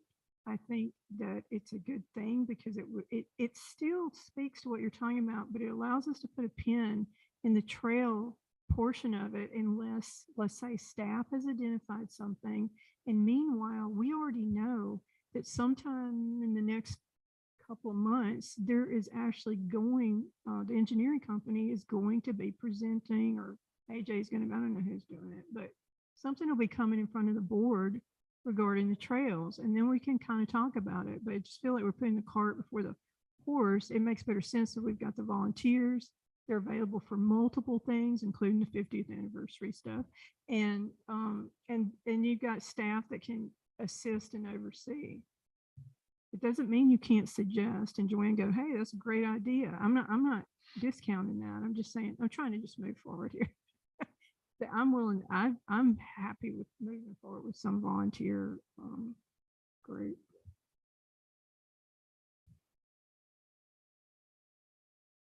I'll take my turn. Is simple. Little things is where you start on any of this stuff. And there is some of the people I've talked to, they all have little ones. The children are around 5 years old and they want to get out and teach them something. Even I really love the idea of having a short, sweet thing of picking up some trash, putting it in a bag, and parents watching the kids, and the kids learning not to throw the trash out there. It's just a thing. There's just some of these things actually you put in progress, a lifelong thing of taking care of things. And there's some small places. There's that park over on Morning Glory that could use probably a Firewise pickup, and places like that that don't involve traipsing through all the woods chasing down a trail. That could be, that's bigger, more important work of doing something like that would be planned better. And we wouldn't want to be turning people loose going crazy, but people just looking for something to get out and take the kids out in a managed situation, and actually do something that that we're not doing because we just we can't put people on staff, walking up and down the roads, picking up trash. It's like, but how does it get there? It's us. And that's all. It's like, there are some things in it and we could monitor that and check it out. But little things start off, it can be something good. And it's like, there is a lot of people and believe me, I'm not a fan of trying to continue the resort living stuff and promoting all this entertainment for people. But I do agree with people wanting to get out and pitch in a little bit, and they're wanting to do that in a good fashion, and it makes them happy. It makes everybody a little happier. And I can really go along with that.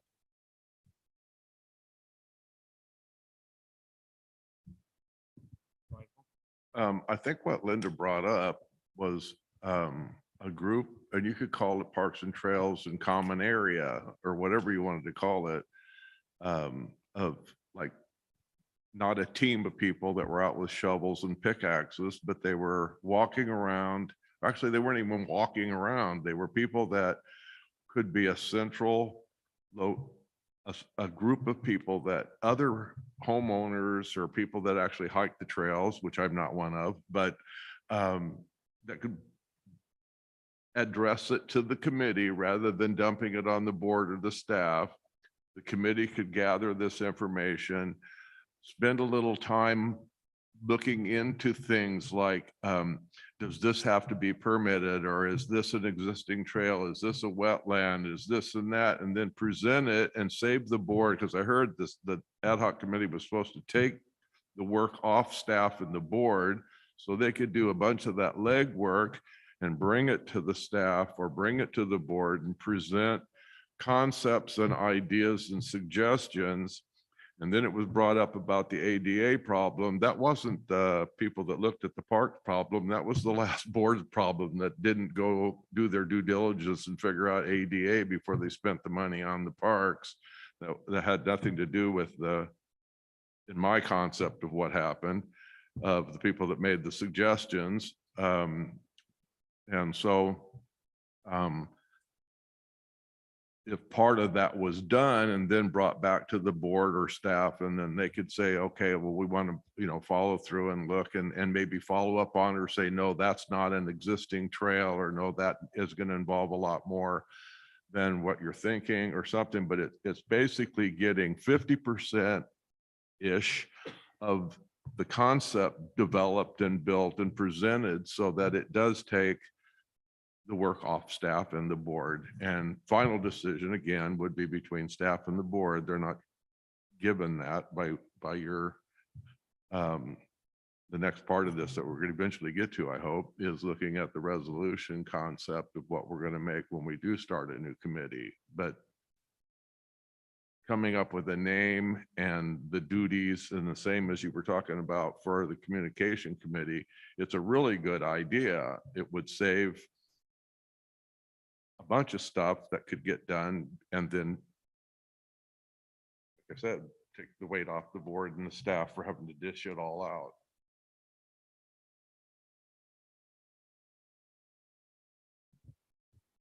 Yeah, I guess I think that the ad hoc committees are not really there to take work off of staff. I would say they're to take work that the board would have to do. The same thing with like the website and stuff. Like, we don't want to be intermingling all of these different people who come and go in with, staff like that. So I guess for me, the way I sit is I'm in full support and have been of trying to put together a volunteer program.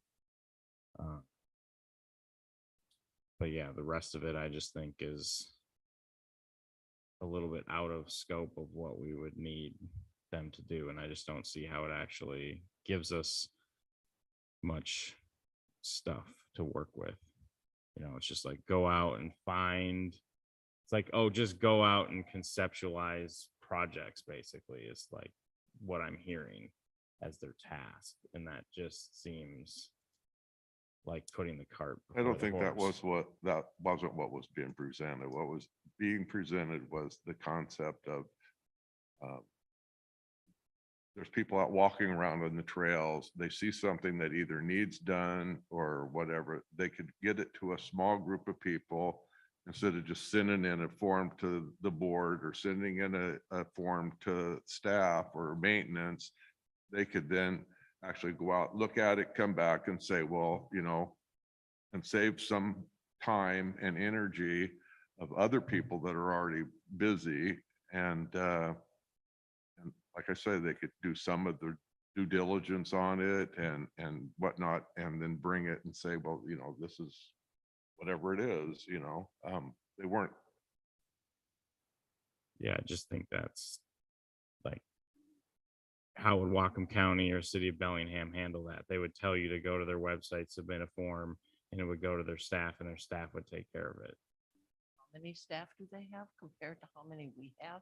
Do they have a full park staff? I think Yeah, they do. They got a whole parks department of people. So no matter what you put forward, it would still have to go to staff and the GM, and they would still have to go out on site and look at it and make a determination what should happen, which falls back into, I think it was a really good suggestion to say, let's put this volunteer effort together. It actually addresses several things, not only what you're talking about, doesn't stop people from going out and coming up with an idea and submitting them to the GM.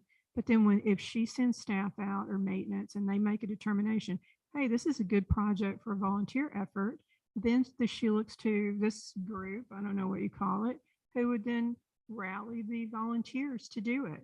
Same thing as if we had a big event and we need volunteers to come and help out, or like Sam was saying, you know, pick up at the parks, you know, there's a lot of opportunity to volunteer. It doesn't, I guess what I'm saying is they're not conflicting with each other.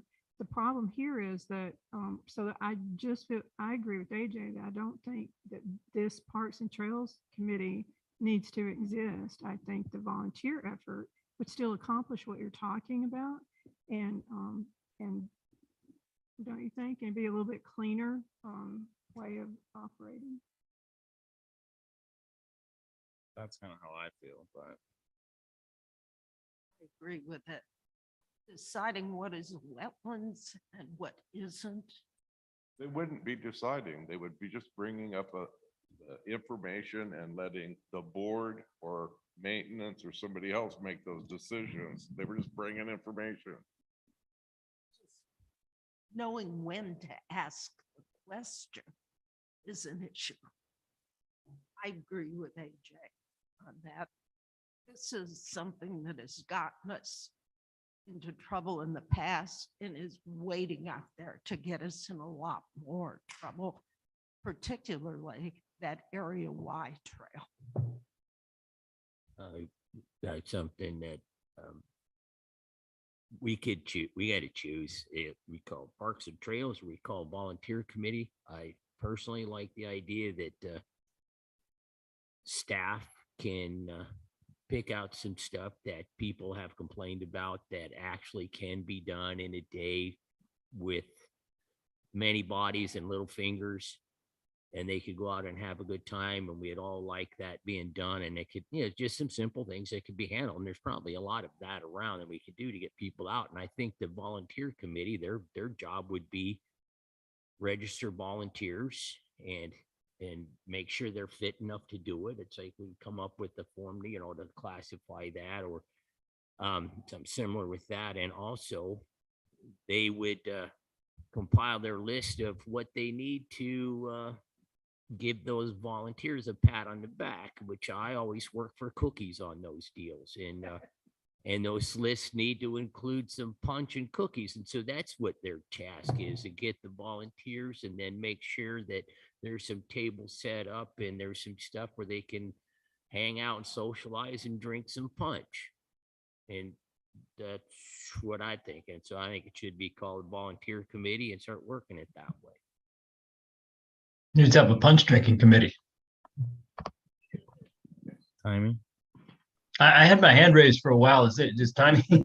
I'm sorry, Brian. I did not have, I had the ad hoc things up. I didn't have Zoom. I'll let Brian go first and then you, because he hasn't spoke yet. Sorry. Yeah, a couple things on the actual proposal. They say coordinate with staff, and that languaging itself bothers me. The fact that because in the past, there has been some coordination with staff, and it seems like folks, Glenn didn't know about that trail that Nancy referenced earlier that was behind my house that the maintenance people built, and nobody knew about it. Jacob didn't know about it at the time, and it's very steep. I love it, like I said before in previous meetings, but it's dangerous, I think. And and it was built, it's not up to code. And I think so. I think that's the danger. That's what we risk when we start getting into a Parks and Trails scenario. So yeah, I like the idea of having specific tasks and then soliciting volunteers for those tasks as well. Because I think that just that language itself, the fact that it was in there, coordinate with staff, that's the kind of thing that we're trying to codify, and those kinds of gentleman agreements that have happened in the past where, oh yeah, we'll plow the condos, we need not to do that any longer, right? It's liability. So anyway, all right. So I think they're two different things. I like the idea of having a Parks and Trails Committee and having a specific purpose. Volunteers are great. I think we need to, when we have a big project, I think that is more on a project by project basis. You can put an e-blast out and say, hey, calling all volunteers, we have this project, come down, we're gonna have the cookies, we'll have the punch, and we really need this one project done because you'll get someone being interested in that project. But Parks and Trails, I think that is something that people will take responsibility for and take seriously. And I think that's different than just having random volunteers for random different activities. But it's staff's job to control the parks and deal with them. But Linda's not asking to be in control of it. She's just trying to get a committee to take responsibility and look at it and report back. But we have an engineering firm that will be bringing a report. We've They're already not gonna had walk somebody all look those at the trails. park. I mean, why don't we just take a vote and see where it goes? So what I kind of have gathered from this is there's potentially two committees. There's one I think that everyone would support in a volunteer program and putting that together. And then there's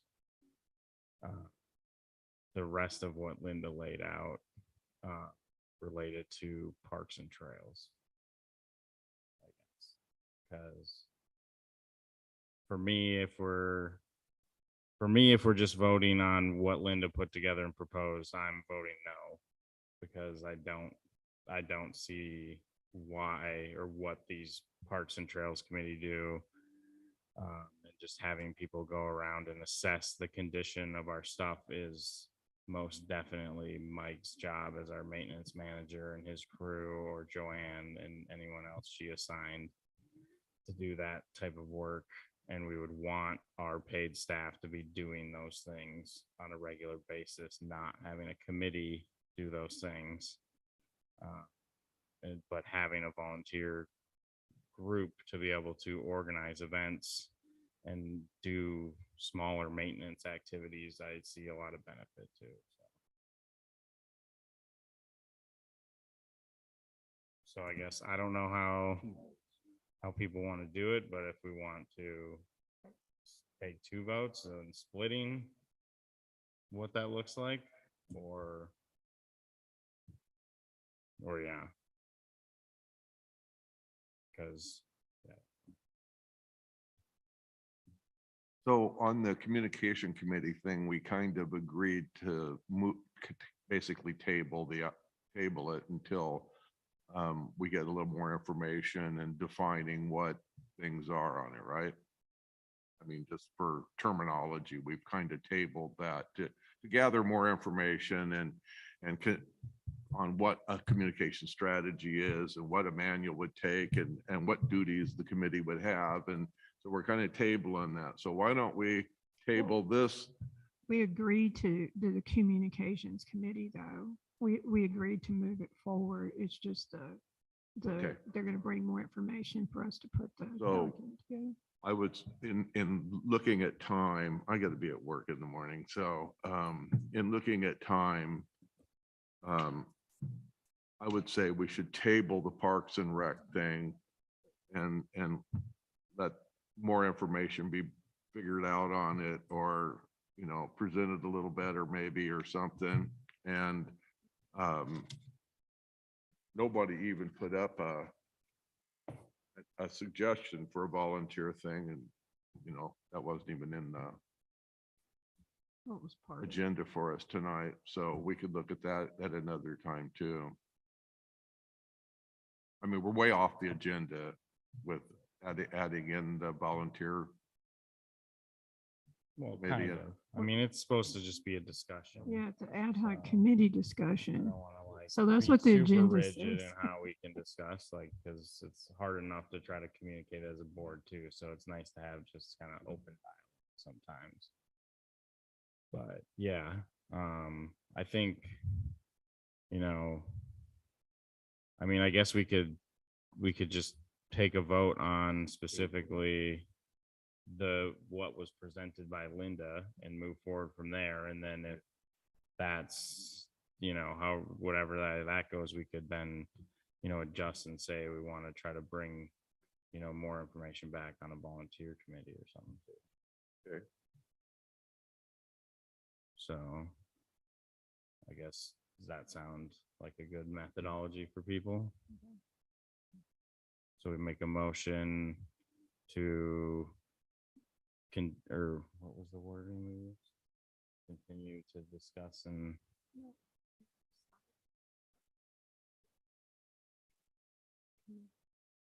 yeah. Yeah, that's the question. Motion. Okay. The motion then would be, do we want to continue the discussion of the Parks and Trails Committee? All right, so all those in favor? Got Sam, Timey, Stu, Asia, all those against?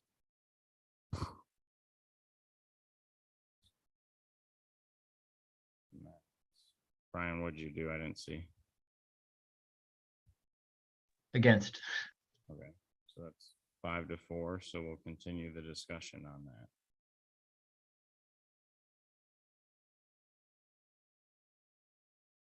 All right, so 50-year committee then. I put this together. I just felt like, you know, it's always a clamoring for events and things like that, and this is a pretty big milestone for the association, so kind of laid out, tried to lay out what the committee would work on, not an event planner.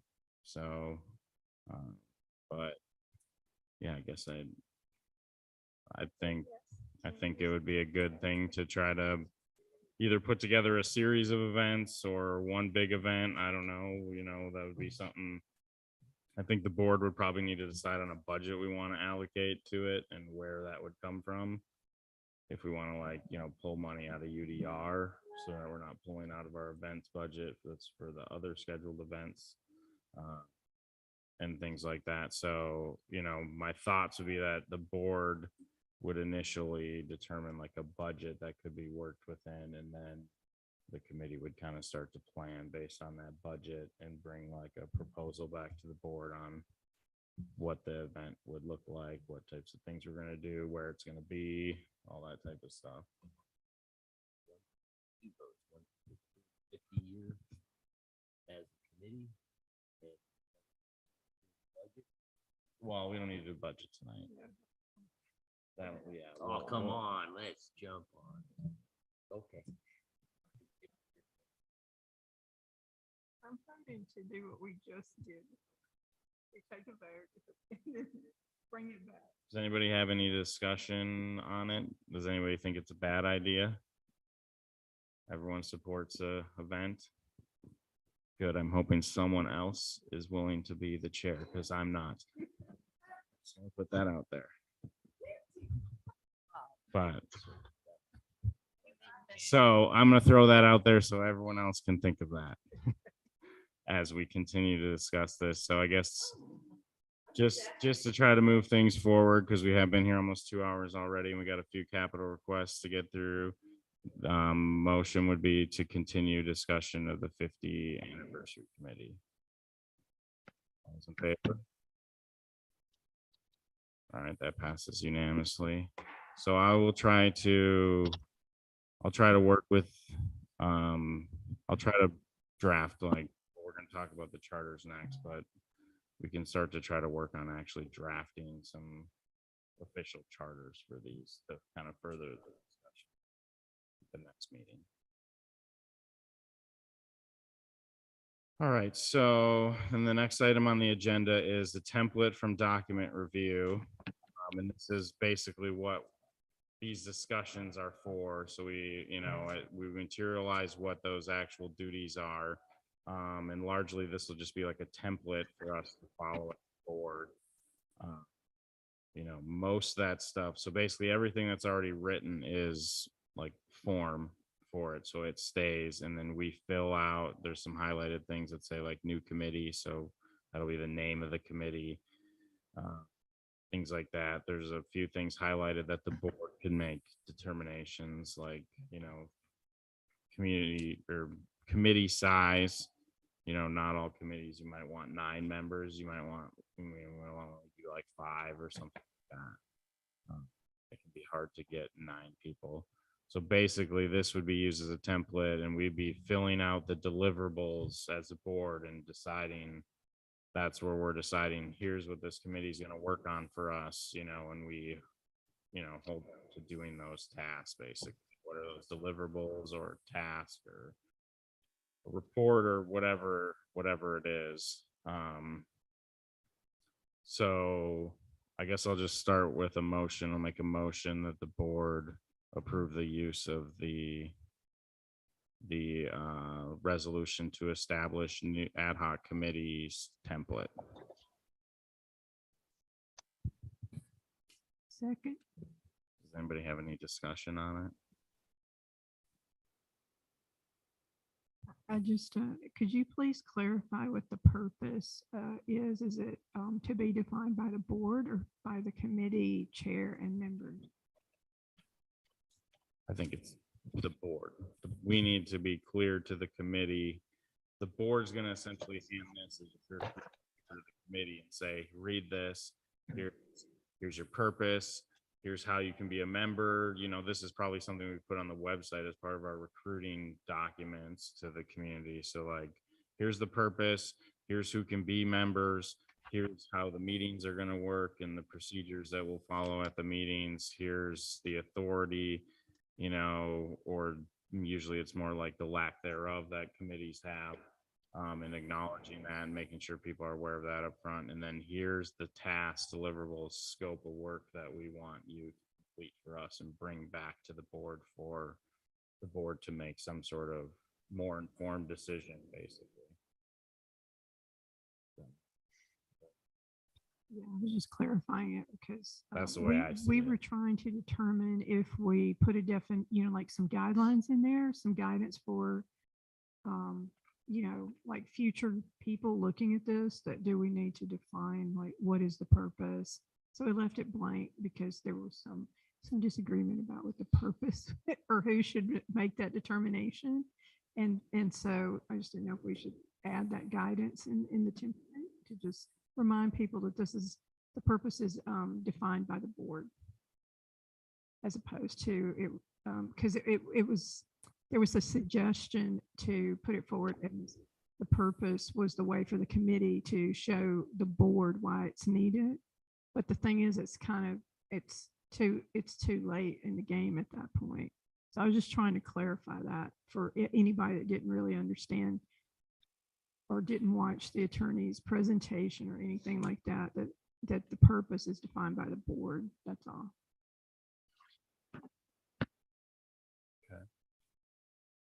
I don't. I mean, I guess that could just be as simple as that.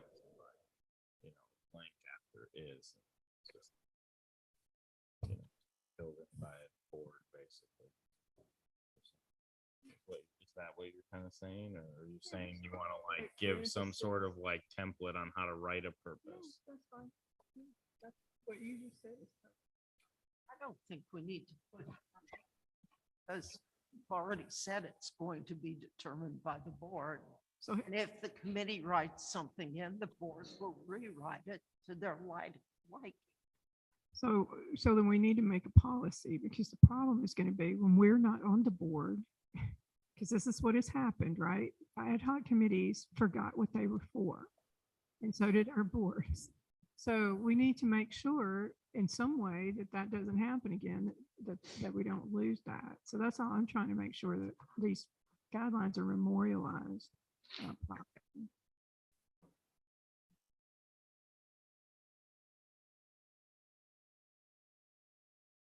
Any other discussion on that? We could say as defined by the board instead of adopted. Would that make it clear? I mean, I think it is clear, like, adopted, the board obviously has to fill that section out if it's going to be Right. adopted I by the think it- board. As the board will establish. It's pretty straight, right out of the bylaws. I mean, this was, I've read the bylaws and this is right out of it for our governing documents. And it's in N and E, the same thing that the board has established. And Except that that's not the conversation that happened after the document review committee voted to approve that language, and we agreed. I thought had come to consensus. It was adopted by the board, which meant the board did that. But then over several days, Linda, you were saying that wasn't what that meant. And that's why I wanted clarity here within the board.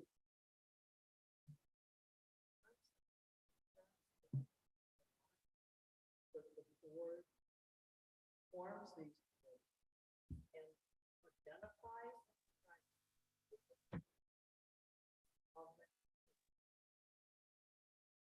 that's what's in the Bible. Yeah, and I think the form You know, accomplishes. That's not what she was saying in email. That document. What Linda, what I'm saying is I want to be sure that what you're saying right now. Okay. And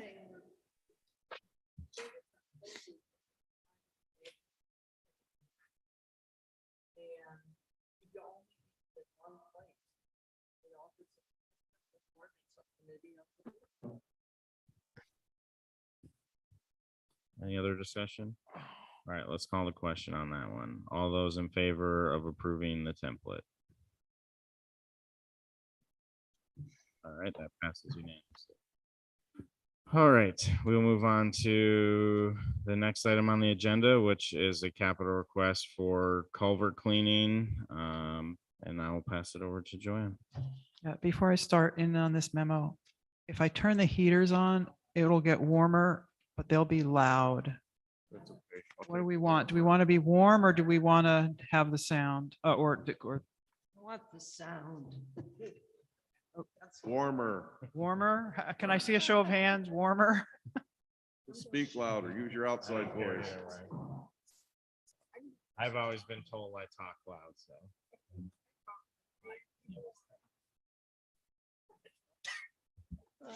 talking, it's the hearing. That I don't have great. Too many concerts.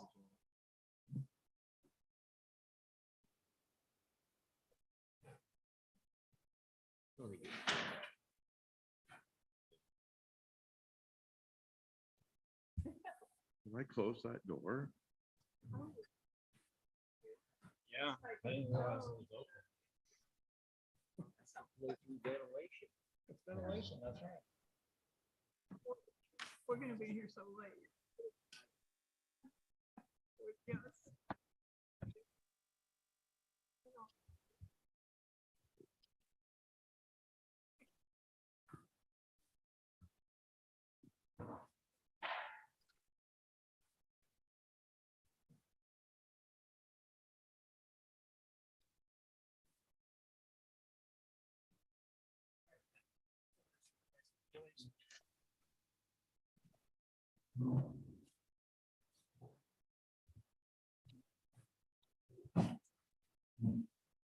The purpose of this capital request is to request funding approval to begin a major cleaning of ditches, culverts, and swales as per the 2016 SGM mandate for this upcoming year of 2023.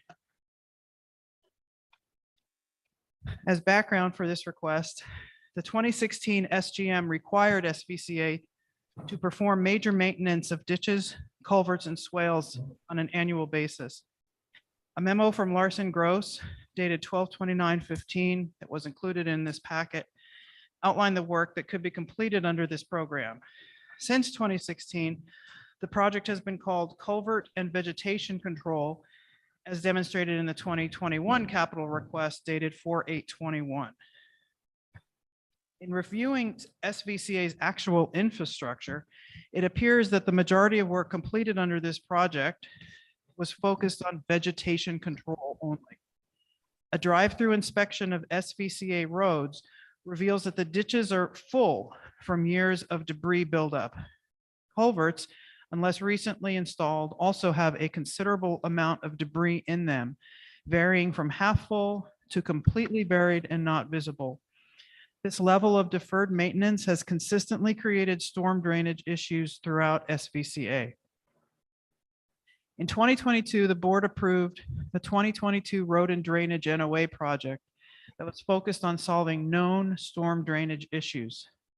Many of these issues had been known for years but not addressed. Specifically relating to culverts, ditches, and swales, this project completed work at more than 40 locations throughout SVCA. The scope of this work included excavating to restore ditches and swales for more than 5,000 lineal feet, culvert cleaning, and culvert replacements. In addition, SVCA's maintenance department began using SVCA's Vector trailer to clean smaller culverts and address known drainage issues. This work was completed using SVCA's operating budget and not the funds that had been set aside for the CVC specifically in 2022. In 2022, SVCA's maintenance department took a new approach to addressing ditches, culverts, and swales overall that was not primarily focused on vegetation control. This work is now being completed as part of the annual operating budget for maintenance. So we complete roadside mowing of all SVCA road shoulders twice per season. Staff are trained to use the bucket truck to proactively trim trees and cut back and remove vegetation. Maintenance schedules and manages clean green events throughout the SVCA community and regularly removes roadside branches by chipping directly into a truck instead of side casting to minimize the movement of debris into ditches and culverts. We also have begun complete roadside cleaning with sweeper trucks that collect debris instead of using our broom that side casts material onto the shoulders and ditches. In 2022, this work was completed twice, in the early spring to get sand and winter debris, and in the late fall to remove fallen leaves. In 2022, an RFQ was issued for a new 10-year capital roads and drainage program to be developed. In order for this plan to be conducted efficiently, SVCA's culverts must be cleaned for proper evaluation. Under this program, an engineer will evaluate all of SVCA's culverts and identify which need replacing and when. SVCA has over 250 documented culverts that will be evaluated. And those are all listed out on that summary that was included in the packet. Knowing that these culverts all need to be cleaned and that the level of cleaning would vary, the 2022 culverts, ditches, and swales project was deferred to be completed this year in 2023.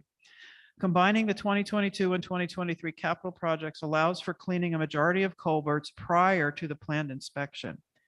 Most of SVCA's culverts are corrugated metal pipe, referred to as CMP.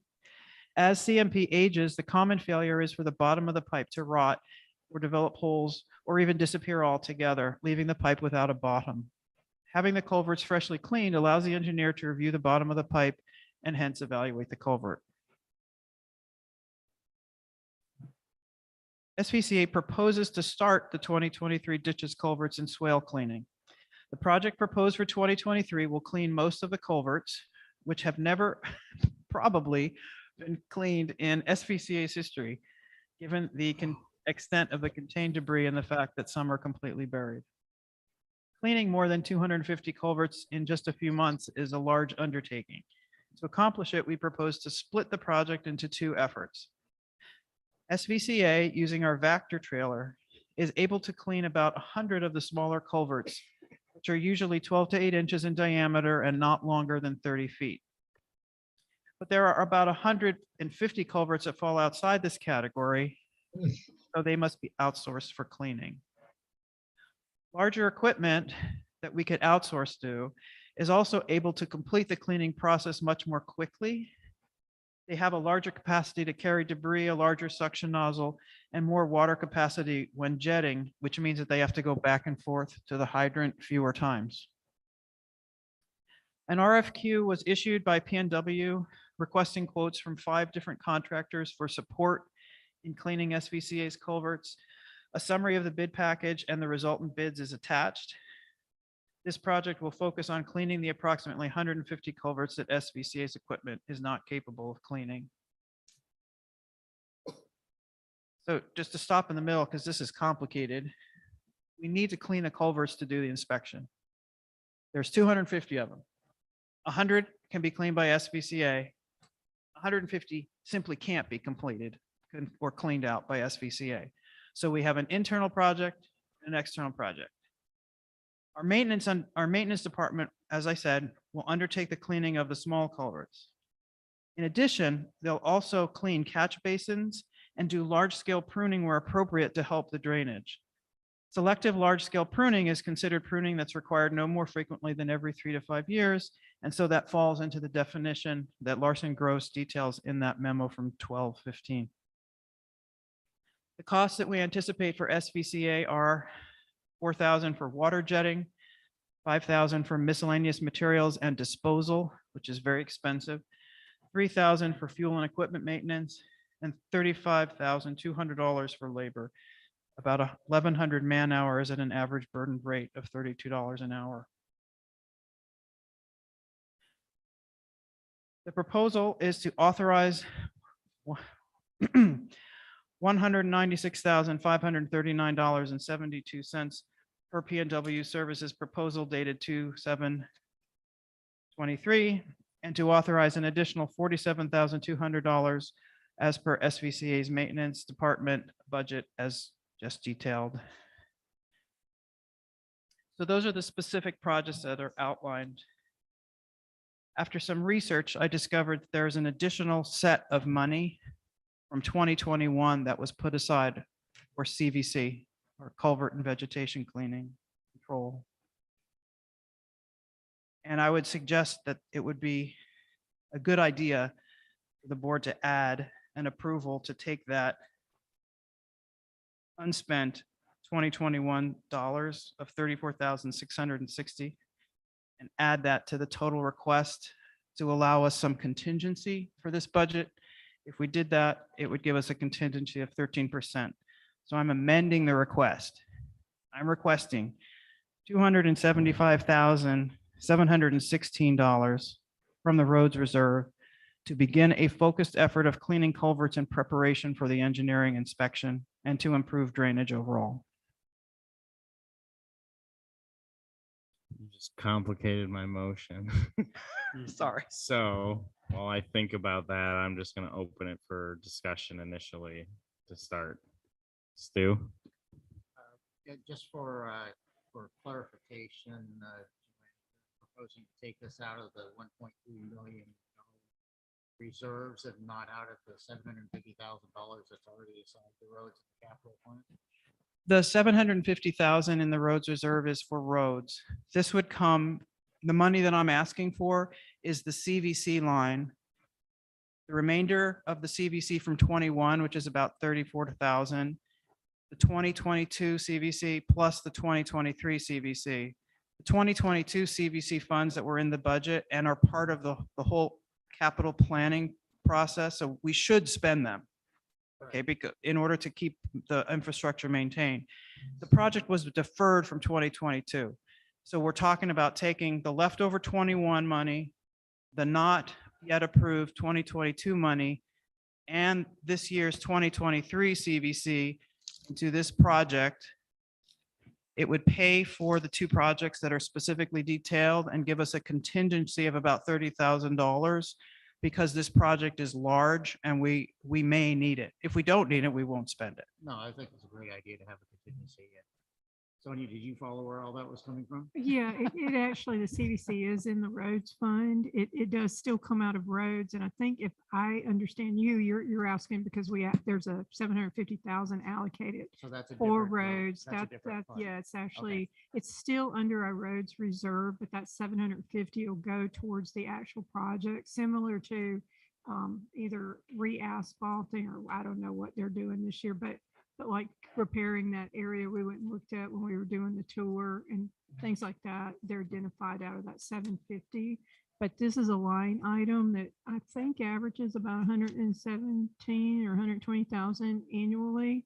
And it's there and it'll just say, what's it say? CVC ditches, culverts and swales or something like that as far as a line item. And so I'm just reiterating what Joanne just said. So basically, as I understand it, and I didn't realize this, but I thought we had closed that out, but we still have an open item because we didn't spend all the 2021 CVC money.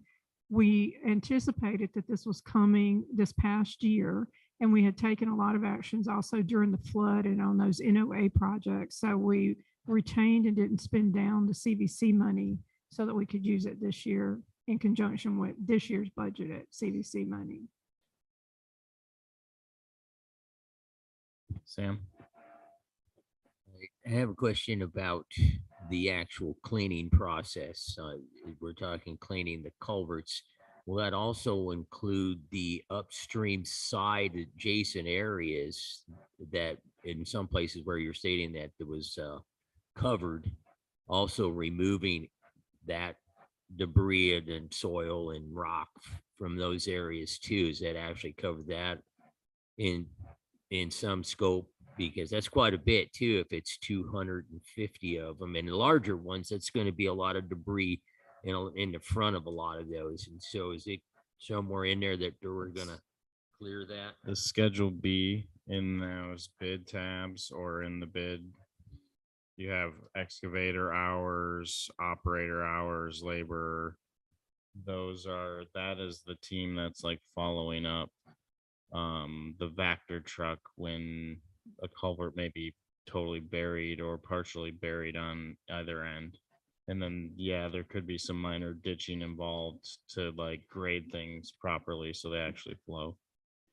Exactly right, because if you have this large amount of water moving through the culvert, it needs a place to go so it doesn't overflow the ditches on the sides of the road.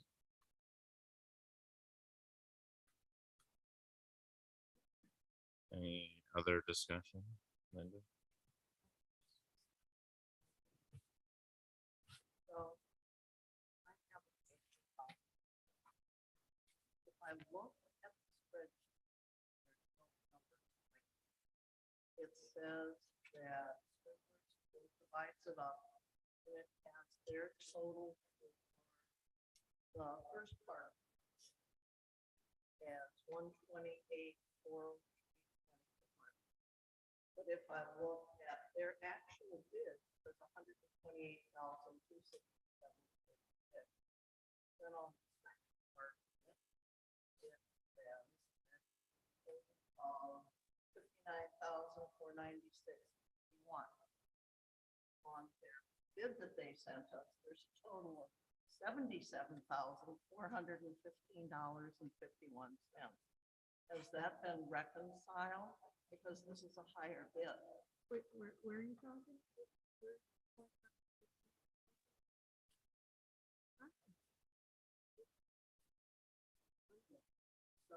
see this right here? On their actual bids, that's not. If I look at the second part of it, the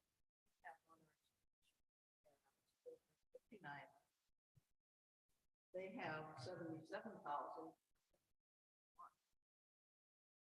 So this this all been resolved? It looks like our spreadsheet's accurate, but it's not their bid, but that isn't what their bid says. Does that include the adjustment that you just made, Joanne, when you amended your motion? It doesn't, it has to do with the.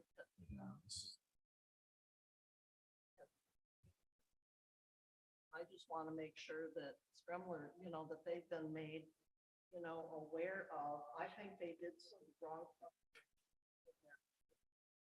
But their bid is what their bid is, and it isn't what our.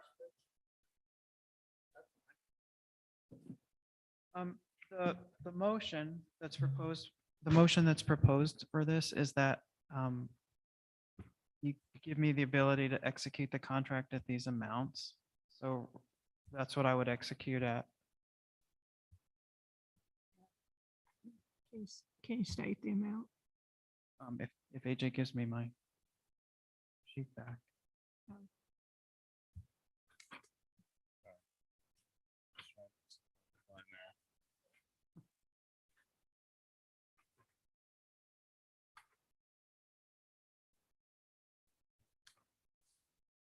So basically, we're saying that Stremler gravel comes in at 187,899.72, and that's the budget we're gonna go with. No, I see exactly what you're pointing out, Linda, and I would want to do the calculation thing too. I left that part to someone else. The bid tabs are.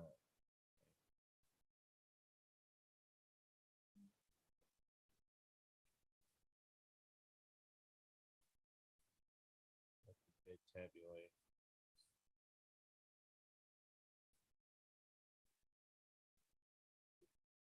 For two. On your bid, it's only 80 hours, and they listed it at $20,500. On their upper one, there's 300 hours. And I don't know if their hours are wrong, so if somebody repeated that number. But I'm just saying, their bid does not match. That's all I'm concerned. Totally valid. Yeah, that, I think where the problem is. It was just unnerving, because normally you look at that apples to apples.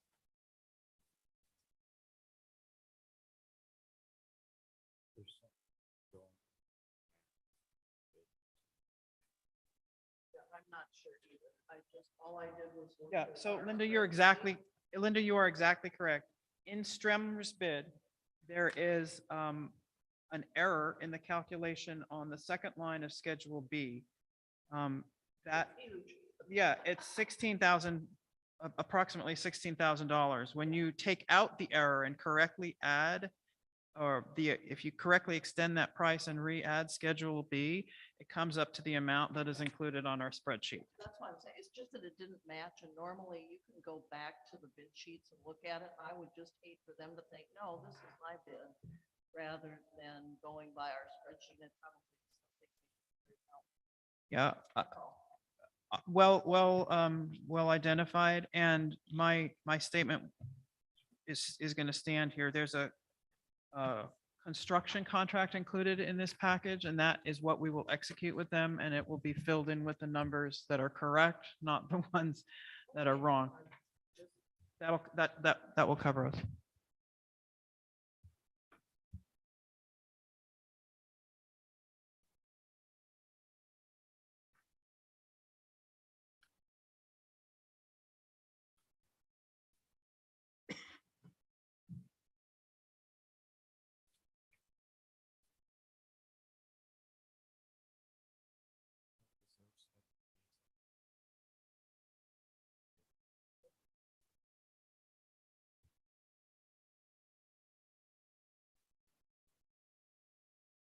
So what was wrong on Schedule B?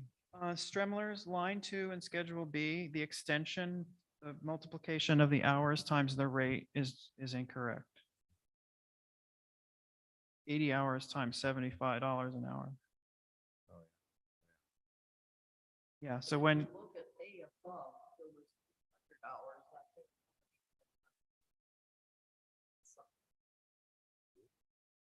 There was what? Same price, 300. Manager and a truck. but for $300 won't do it.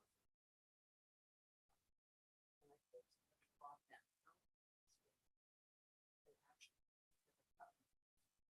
it's just- it was just way off.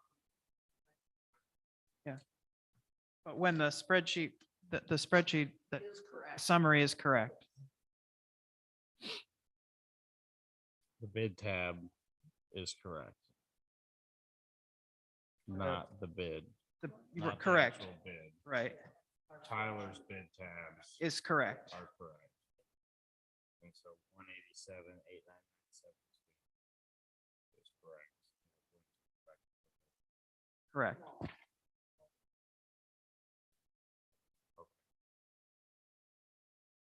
So solve that to, Yeah, I just, it's great. but it's actually that- so, this is what I did say, I'd rather have- yeah, Tyler would have definitely told them that I just want to he make sure. modified their bid to. We do that. And that's fine. They make The devil's in the mistakes all details, time. so I appreciate the oversight. Thank you. Are there any questions on the reason that we split the two, split the work into two projects, or why we See need to that do it? piece of paper. Okay, so so the contract, so I think I'm just gonna do this. in two functions. One to allocate the total funds, and then sign.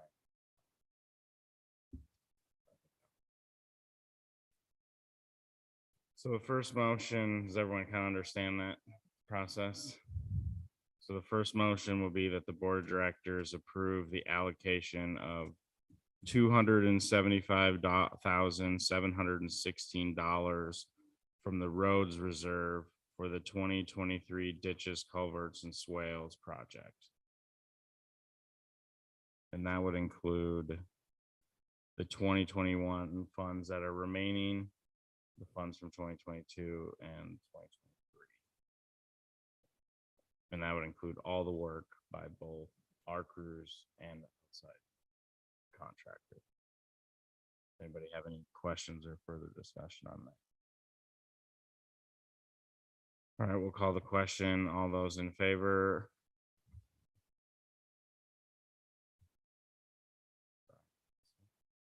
Aye. Thank you. All right, so that is approved unanimously. So then the second motion I would make is that the board of directors approve the execution of the contract with Stremmer Gravel by Sudden Valley General Manager Joanne Jensen to complete the project, the 2023 ditches, culverts, and swales project with the maximum amount payable of $187,899.72. Any discussion on that? Call the question. All those in favor? All right, that passes unanimously. Or I'm assuming Brian. did it. Okay. Question. When she amended the motion for the 21, or it's all in this number? So It's in the number, yeah. I included it.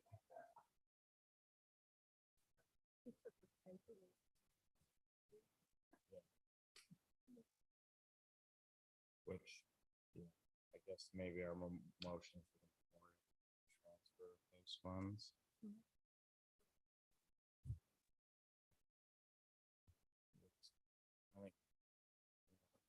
I think Joel reviewed that wording, Okay, I think we're good. so that would work. Everyone was in agreement on it. Okay, let's move on to the next one, I'll just pass back to Joy. Thank you, AJ.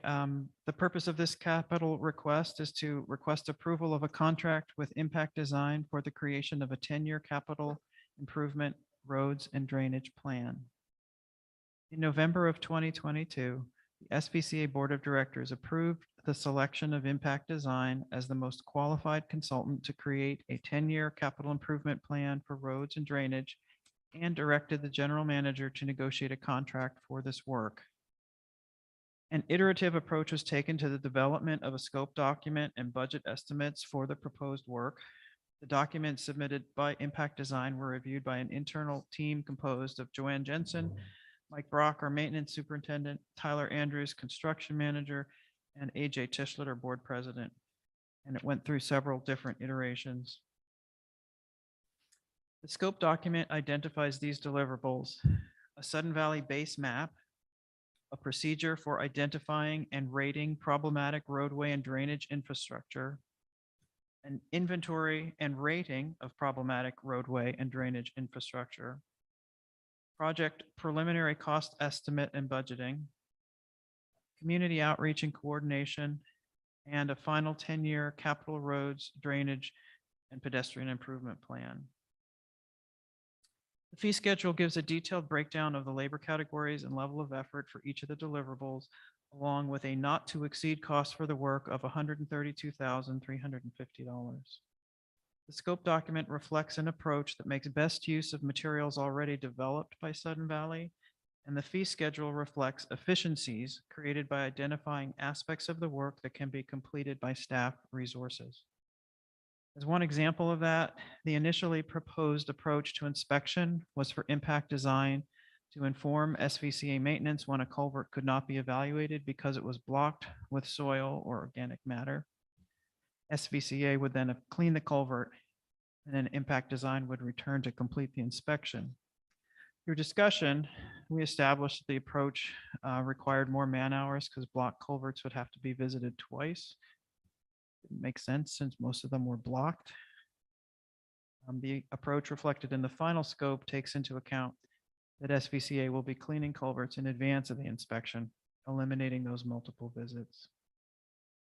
The initial scope document also included work to develop a 10-year plan for the creation of a master plan for a pedestrian trail network. After consideration, Impact Design was asked to document that work in a separate proposal, since SVCA would need to fund it from a different source than the roads and drainage portion of the work. And as a side note, we do have that draft document and we'll be bringing it forward soon for your consideration. Timeline for the work. Impact Design is able to begin work immediately upon approval, and they anticipate delivery of the final report towards the end of October. We will have interim deliverables from that report so that it's not like we have to wait all the way till the end of the year to get some information out of it. So I propose that you authorize me, the general manager, to execute a not to exceed contract with Impact Design in the amount of $132,350, and that you approve that $132,350 from the roads reserve fund be allocated for the project.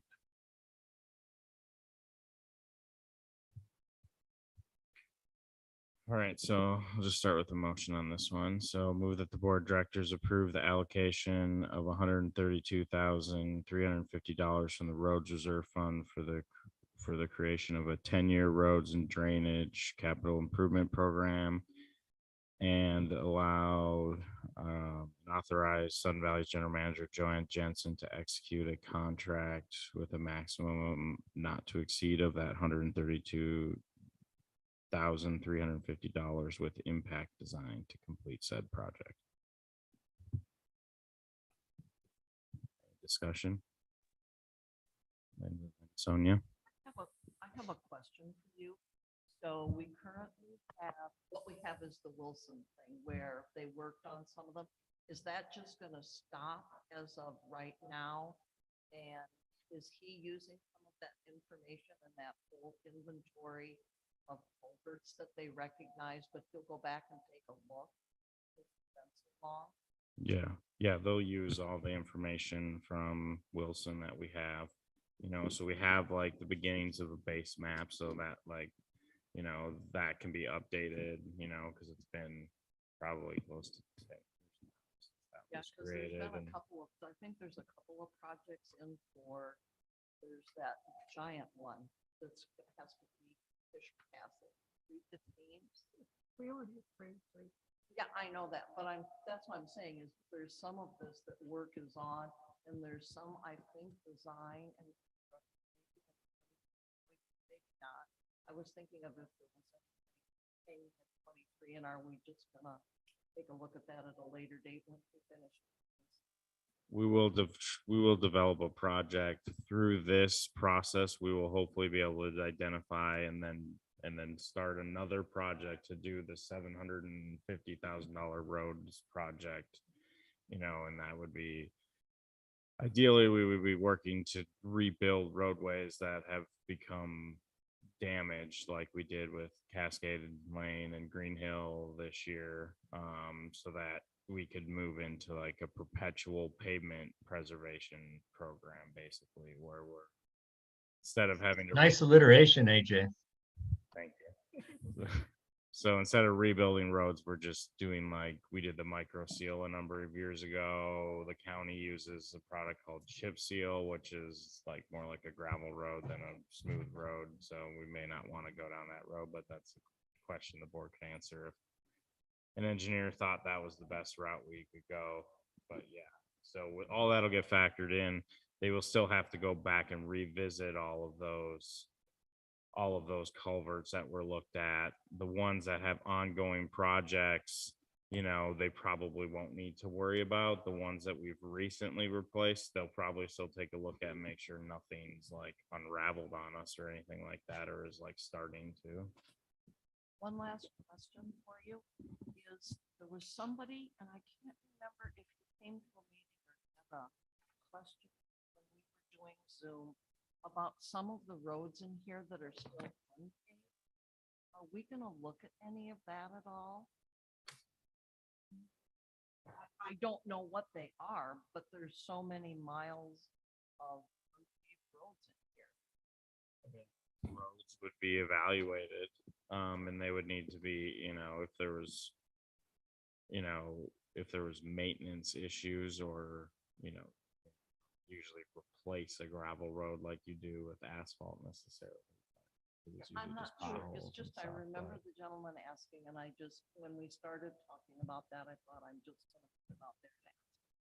So there's a legal opinion on that, and it's the president of the association to not we're not responsible for paving that number of gravel roads. It would pretty much make us have no money to do anything else. So a lot of people, these newer homeowners come in, they purchase a home on a gravel road, and then they think that the association is somehow now responsible for paving that gravel road. We're not. What we're responsible for is maintaining it, like AJ said. And so we will not repave or asphalt gravel roads. We will do the maintenance of them, but it's too extensive throughout this association to consider doing that.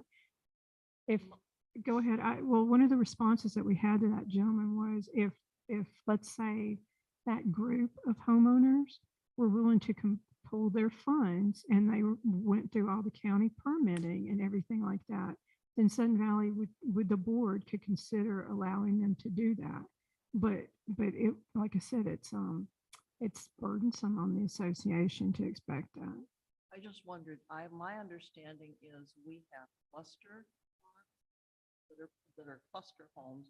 We also have keyways, and that keyways are the responsibilities of all those, as you say, that live on the keyways. But there's always been this sort of, well, no, we could look at, and that's in the past, look at, actually putting them in, so they don't get plowed or anything else. That's why I just wondered if he was gonna be.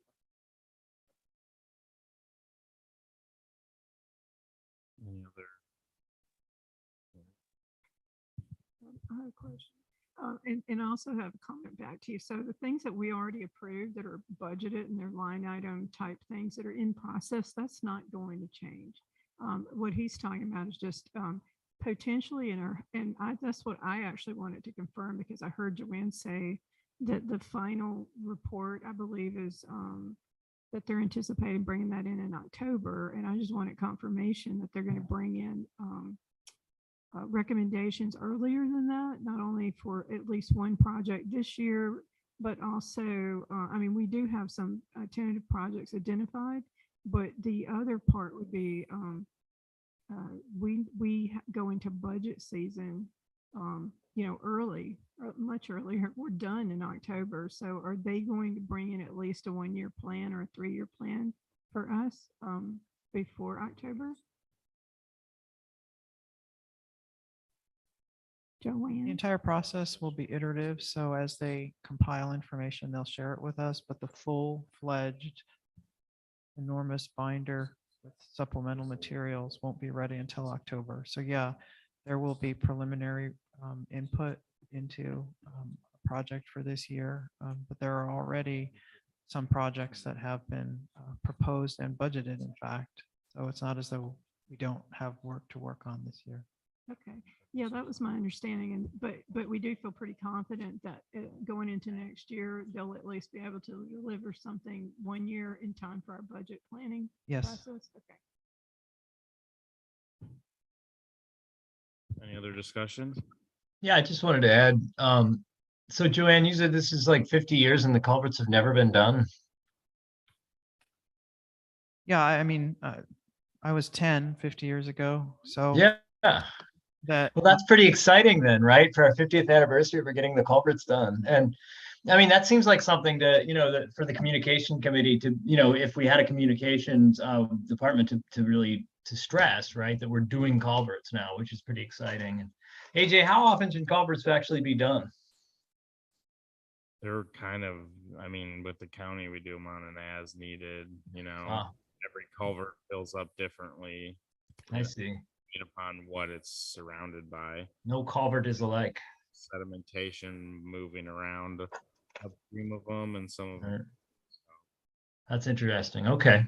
Hey, Brian, if you go look Yeah. at your old roads spreadsheets, you'll see where we've been, where they do the design and permitting 1 year and replacement in another, to where a lot of these have been replaced with decent pipe, not all. 315's coming up.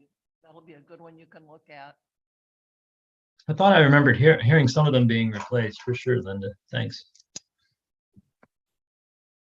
Yeah, these are the ones that weren't part of that, like over what, 6 years or something. So there were a lot of them scheduled. 315's been on the books for a long time. Mhm. So yeah, so these are the ones that we know that haven't been looked at because they have done, at least our crew has been out and there's been a lot of site just site visits to see, and like she's saying, some of these culverts, and that's what caused a lot of I don't want to say it's what caused it. We did run into culverts completely blocked during that flood last year. These culverts were, I mean, like literally, Sam can tell you because he went and checked them out too. And, but they were blocked top to bottom. And so we won't even be able to know if these culverts need to be replaced until we clean them.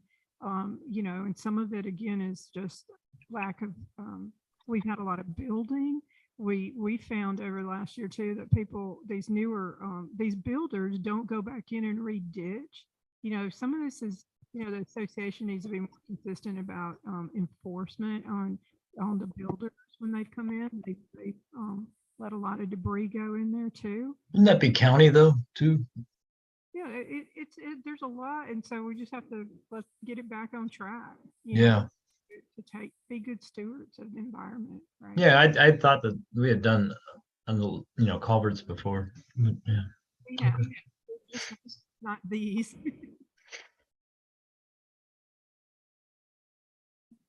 Any other discussion? Still exciting. All right, I'm gonna call the question. The motion on the table is that the board of directors approve the allocation of $132,350 from the road reserve fund for the creation of a 10-year capital roads and drainage improvement program. And authorize Sun Valley General Manager Joanne Jensen to execute a contract with Impact Design to complete said project with a maximum amount payable of $132,350. All those in favor? That passes unanimously. All right, we'll move on to the next item, which was election services discussion. So Michael was looking to get some direction from the board on how to proceed with an outside vendor. So I guess you want me to just pass it to you, Michael, and you can kind of start us off and. Yeah, my question was, is it okay to enter into conversation with Unilect as a source of the election, not so much as to get a bid from them or anything, but basically I was asking is it okay if I talk to them about if we use you, what are the dates we're looking at so that I was hoping on our first meeting, which because of the agenda not getting published, we didn't get to do, or it didn't get posted, so we didn't get to have our meeting officially. And but I wanted to get everybody in the committee on board with the calendar of what dates we had and the time frame we had to look at, and also that we didn't overload our agenda with things that we would like to do so that we could follow through on really concentrating on having a smooth AGM. And since I was not privy to the year Linda was in, she asked somebody to shadow her, and so they got to set in on all that. And last year I was not involved in any communication with Unilect. And so I didn't know any of the process. So I was asking, am I able to ask them about dates and times and stuff like that? So we have kind of an idea with what our bylaws say and what the NNE manual says and what they're looking at if we used Unilect. And in that conversation, I wanted to kind of, I know we've used them 2 years now, if I'm correct. And we had talked a little bit about possibly opening it up to bid every 3 or 4 years, so that maybe if there was somebody out there better, that we would, that we could at least look at, what are the potentials if there's somebody else. But in talking with Catherine, she's already looked at kind of what we did the last couple of years and what is available to us. And she's figured out ways to save us some money this year if we do use them. We didn't go into any detail or anything, but just she's been looking at it and really likes working with us. And she's trying to figure out ways that she can do it more economically for us. Can I help expedite this? I think there's two questions here. One is, do we, because you're exactly right, we need to go ahead and make a determination. Either we are going to put this out with a RFP or an RFQ to bring in bids on it, or we need to have Joanne open this up and begin negotiations with Unilect. So that's to me what the questions are, is do we want to put this out for the 3 bids? And if not, because we basically have the way we do contracting, and this should operate the same way, is that the board is responsible for that, and we can only delegate that negotiation authority to a managing agent, which would be the GM or a person designated by the board to act in that place. So it would be you or anyone in your committee doesn't actually have the ability to negotiate the contract. that we weren't asking for. Right. And so what we need to decide is, do we want to put this out, like for bids, or do we want to just go ahead and move forward and have Joanne start the negotiation process to renew Unilet? The general discussion at our unofficial meeting was we want to stick with Unilec this year. And because we're also new as members of NNE, we don't really want to take on learning a new vendor. I understand how they do it with Unilec, and so possibly maybe next year you could open it up to bids, but this year NNE would like to stick with Unilec. That was our general consensus as we got shut down and shoved out of the building. So Okay, so the NNE committee wants to stick with Unilec, so maybe let's focus our discussion around that topic on whether we want to stick with Unilec, move forward, or do an RF or direct an RFQ to get done. So, Just wanted to say that if you look at the NNE manual that y'all signed last year, it says that the NNE has the authority to solicit bids for vendors, whether we do it as a third party completely as we're doing it now, or like we used to, where we found a printer and a mailer and that sort of stuff to handle it. Because if you go too long, or if Unilec, I think they have us in their queue, if we put off waiting too long, you risk going back to in-person voting. Because that's the only other option. You won't find another vendor. It was a really long process that we spent a whole year looking at people across the United States that does this kind of thing. And the board at that time wanted us also to look at online voting. And now we're not, that's kind of been no, people aren't interested, but you might find a board in the future that did.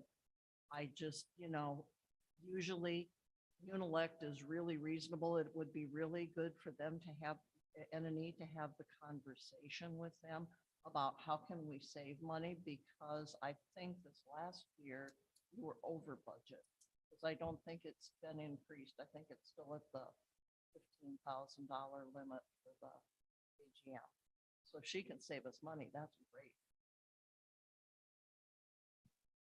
So I am going to repeat that the bylaws do not allow anyone without any kind of obligation as association to bind the association or negotiate for the association. It doesn't matter what that entity manual says. It's, you still need permission of this board to do it. And right now, that's what this conversation is that our managing agent is sitting here in this room. We have the ability, we don't need to designate this to the NNE. NNE exists to assist the board with the elections. So we don't need to delegate that responsibility. This is a decision of the board to make the determination, do we want our general manager to negotiate this contract? NNE is not asking for the ability to negotiate a contract. We're suggesting that we tell Unilec that we're going to use them this year so they can get us on their calendar. That's the whole point of the thing. And that's So, why I right, but approached- Linda's saying that they can solicit bids, and what I'm saying is, no, they can't. I didn't ask to. I know, solicit but a I'm bid. Okay. responding to her. I know, but the bylaws, it doesn't matter. You know what? We went back and forth on that plenty, and we went ahead and moved it forward. But at the end of the day, the bylaws and the state laws are the final say. And on this, we have a policy. We follow that how the contracts are done. And the only people that can negotiate contracts and enter into them are the board or our delegate, our managing agent. That's the way our bylaws are written. So what I'm saying is, I'm totally agreeing with Michael. I don't have a problem with that. We can designate Joanne to do either of those things, an RFQ for 3 bids, or we can ask her to negotiate. But we don't need committee members negotiating while our designated representative. We have to start ensuring our volunteers do not have the ability to bind this association. And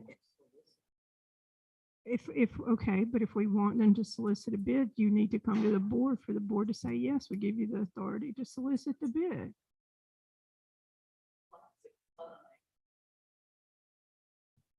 Sam, then Nancy. Or I don't know who's up first. I think you got your hand up first, Sam. The thing I would like to bring up is that this timeline thing is pretty critical and doesn't seem to be getting better here in our country for a bit, you know, as everybody's still looking for help and getting established. And so it seems like if we were actually to be opening bids, we actually need to make that choice in October or November the year before and go with it then, because even we're talking, we're February and we're considering timelines for printing and finding materials for our election. So I don't see any problem myself with going with them. I think we ought to put it on ourselves to put it on the calendar to vote on a yes or no on seeking a new one come October, November, and moving that way.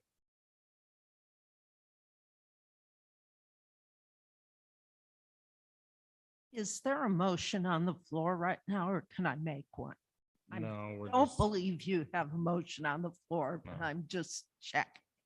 no, Okay, we've just been discussing. I move that we go with Unilect for this year. And I move that our general manager negotiate the contract.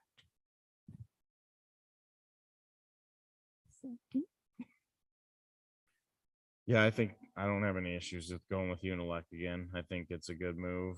And I tend to agree with what Sam said, like maybe this NNE committee could, you know, we could work with them to do an RFP towards the end of this term, but before the AGM to start maybe, you know, and just because we solicit bids doesn't mean we don't go with Unilect again. But we should see what that competitive price is every so many years to make sure we're not being taken advantage of, because consultants do that. You let them get complacent and they'll charge you more money and do less work for you. So it's good to sometimes cycle through different vendors for things so you keep things more competitive. You'll be happy to know that for at least 2 years, their basic cost to us has always been the same. The only changes there have been are in mailing costs and stuff. I think Nancy can verify. It's just postage. Can I just add something? I would like to make it very clear that your committee needs to not contact our election servicer at all prior to this bid or in the board approving, I mean, not the bid, but prior to the contract. And I'm sure Joanne will reach out to you and you can work with Joanne on that negotiation with her and everything, but you're the chair, right? And you're one of the board directors.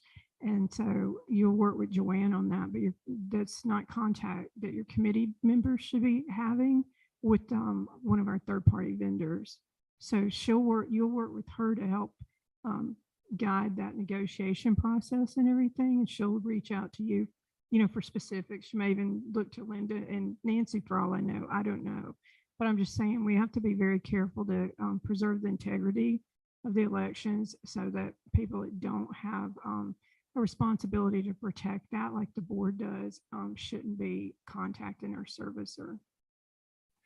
Well, I disagree with well, I don't really disagree. I agree with everything you're saying. I am not going to initiate any kind of contract or binding document with anybody for anything. All I want to know is the dates and the times and have the ability to just discuss.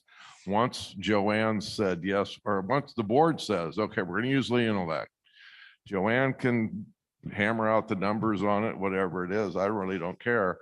I don't even want to be a part of it, to be real honest. I'm happy that I don't have to. I just want to be able to say, is it okay if I call Catherine and say, Catherine, what is the deadline that we can do this to you? What is your dead date that we can't get anything changed on it? And she can give me that information instead of me having to get a hold of Joanne and have Joanne get a hold of her and then get back to her and then get back to me. I've lost time. So I would think that that'd be part of the contract, right? Is that Joanne would ensure that it talks about who's the contacts. Well, in the Okay. past, it hasn't been done that way. Right, and that's where we And ran into nobody that. negotiated any numbers, dollars, or contractual stuff. It was information only Well, we had purposes. community members contacting them last there year, may so be a we just want to community issue ensure that in the contract, I want to be sure in the contract. I'm saying, yeah, you would be the point of contact because we all know how the elections go. You will need to be one of the point of contacts because there are a lot of, you are, as the chair, going to have to be communicating with them quite a bit when in the election process. Right now, I'm just talking about the contracting process. I'm not even Yeah, talking about the right, but contracting that's what process. I'm talking Talking about. about communication, information. Right, and so as part of the contract, Joanne can just also explain to them who they are designated to speak with, who their designated people are, so that we don't have any interference with the election process. So we don't have community members contacting them. That's all I'm saying, right? But you would have that access as chair of the NNE. I just have a question. If I was Unilect, I wouldn't be working for free. And until we have a contract with them, I don't know about working with them or them. It's like if I was Unilect and somebody calls up and says, hey, give me all these timelines. I say, where's my contract? I don't work for you right now. And I just don't see them actually even doing that. So we need to probably push forward and get this done rapidly so that you can communicate with them as soon as we can. Yep.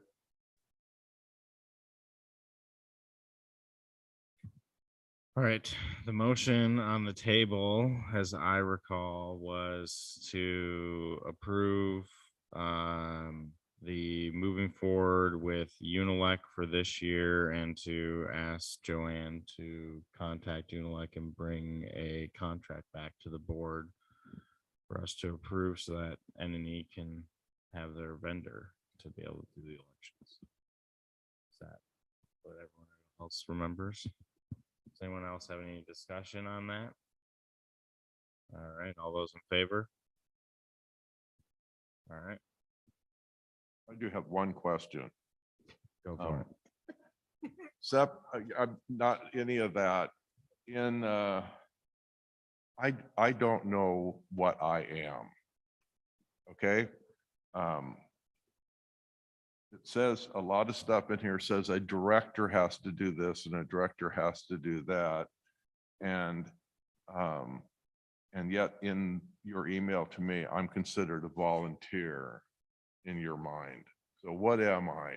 Well, I consider just all of us volunteers. The email that I sent was like, proper contracting is there needs to be one point of contact managing or administering the contract. And that's what we want Joanne to be doing as our general manager, so like, for instance, And I understand that. I job, it's don't like, know what. it mostly deals with like a billing, because we don't want multiple people telling the same vendor what to do. And then if there's conflicting on so there just needs to be a clear chain of command, essentially. So Yes. like, that's what I was just trying to say in my email back to you on Yeah. those questions. So in my Yes, question you is- are a director, a non-voting director. A non-voting but director. You're still a okay, 'cause director. That was the other side of it. When we were talking about could appoint a director to one of these ad hoc committees. I wasn't sure if I would be considered a director to be assigned to an ad hoc committee and that because it asked who would, somebody asked, well, do we have directors willing to be on these committees? And so I was curious, could I be am I considered a non-voting director or am I just chair of NNE and I could be lucky and sit here and go through this every board meeting? Well, I think the big reason why NNE and ACC have non-voting positions is because there's so much interaction with the board on a yearly basis with some of that stuff. And it's a way to make sure that the board is, keeping. It kind of keeping seems those with that tasks much on- interaction that they should be voting members. Yeah, I don't really know why that is that way, I guess. I'm not really sure, but yeah, it's, yeah. I think they weren't on there and like you said, there was so much interaction because I think I just moved here. Linda probably knows. The board used to have all over the election. And it came, when we used to use proxy, full blown, there was no vote with a ballot. It was only with proxy. And people duplicated proxy and did stuff that were members in our community to do this. So they basically said, let's separate, make N&E a separate entity that holds an independent election. It doesn't have interference. Staff is supposed to be able to assist us in things. When it gets closer to the election, like what's going to happen, somebody that's going to have to be this staff.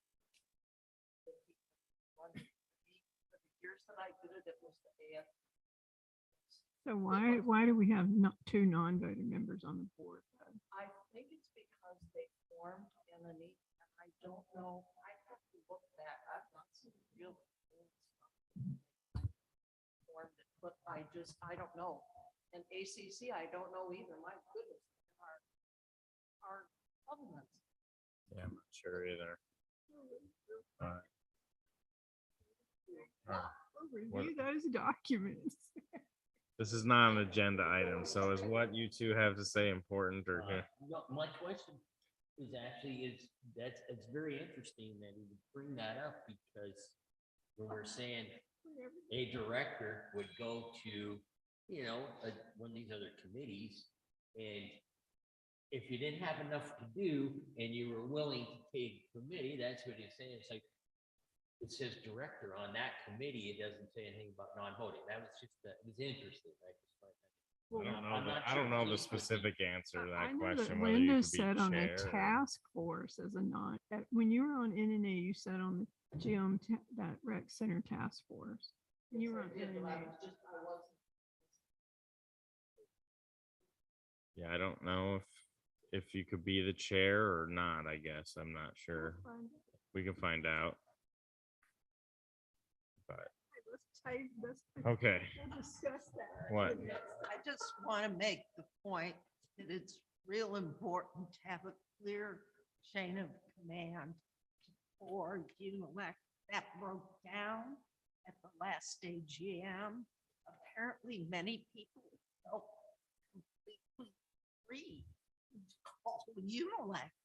And I'm just amazed that Catherine and Andrew, mostly Catherine, and Deborah Burker, who also works and handle a lot of things. We're so patient and tolerant. This way I would not. The chain of command thing is important, and it can go in the contract that you don't have to talk to anybody but the official contacts, the chair and the general manager. That would probably be good because then it had something they could say. I'm sorry, it's in our contract. Okay. Last agenda item. So there's a resolution that we put together.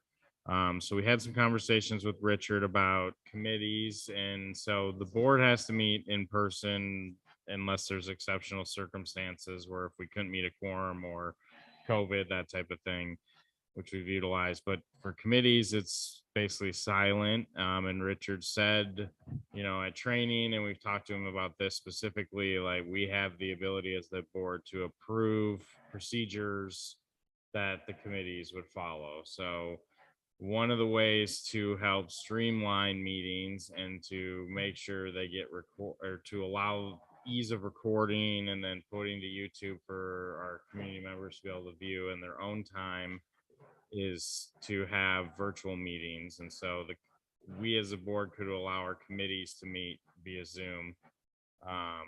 Unfortunately, we would have to change our bylaws for us to be able to do that, but we can allow the committees to do it. That can allow some easier participation. It can allow a bit more flexibility with getting meetings.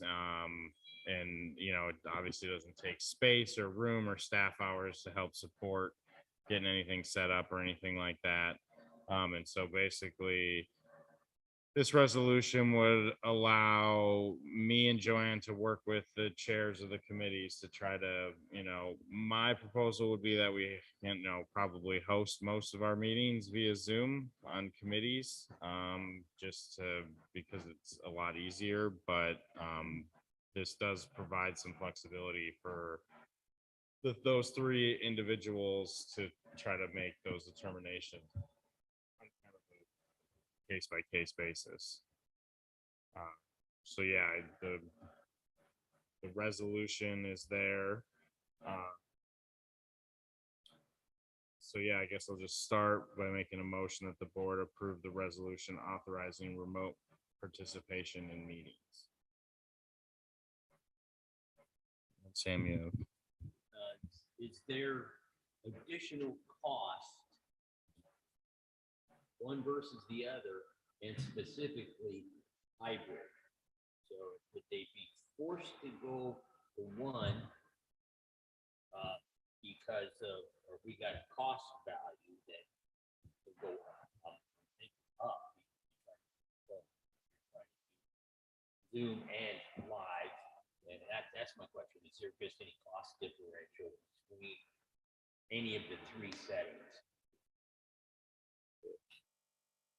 Whether it's Well, all sure. in person or all Anything Zoom. in person requires, staff time to help support, recording equipment, that type of thing. So the Zoom, I think we could get to a point where Joanne could create or allow chairs to be hosts. So, she may have to get the meeting set up initially, but she may not have to stick around, for a whole meeting. She can pass that over to the chair and they can run the Zoom meeting. So yeah, I don't know, I can't cite I like don't know if exact it's costs. significant enough to. A lot of it's to have a discussion about it. related, which equals money. Hybrid meetings are challenged to set up. And this is really the only space we have to do hybrid meetings. So, small committees are meeting in a So large it takes space. this room out of That play. comes out to see us here, but Well, it's the reason, like, hybrids are really difficult. It does take a lot of staff time to set them up, like he's saying. And so, if a lot of people, they're not necessarily able to come out and comment in person, but that's why we're doing it like that, because it's so difficult. And so, it's expensive. It uses a lot of staff, resources to do the hybrid meeting. So if you're wanting, to allow members to make comments during your committee. It depends on what the committee is. It's much easier on the Zoom to do that. So yeah, hybrid is definitely more costly in a lot of ways. And if we do in person, then we have to figure out ways to record everything, which could be, that the chairs have to drive down to the office in advance of their meeting, get some camera that we have, to be able to then set that up and get it running and, record the meeting. And then that has to go back, and then staff has to take a bunch of time to like post production that video to get it ready to be able to even put it on YouTube. So it's a lot more difficult process than just hosting a Zoom meeting. And so the other thing too is the committees can't meet virtually unless we approve their ability to do so. So, I know Nancy with document reviews already expressed the desire to want to meet, via Zoom.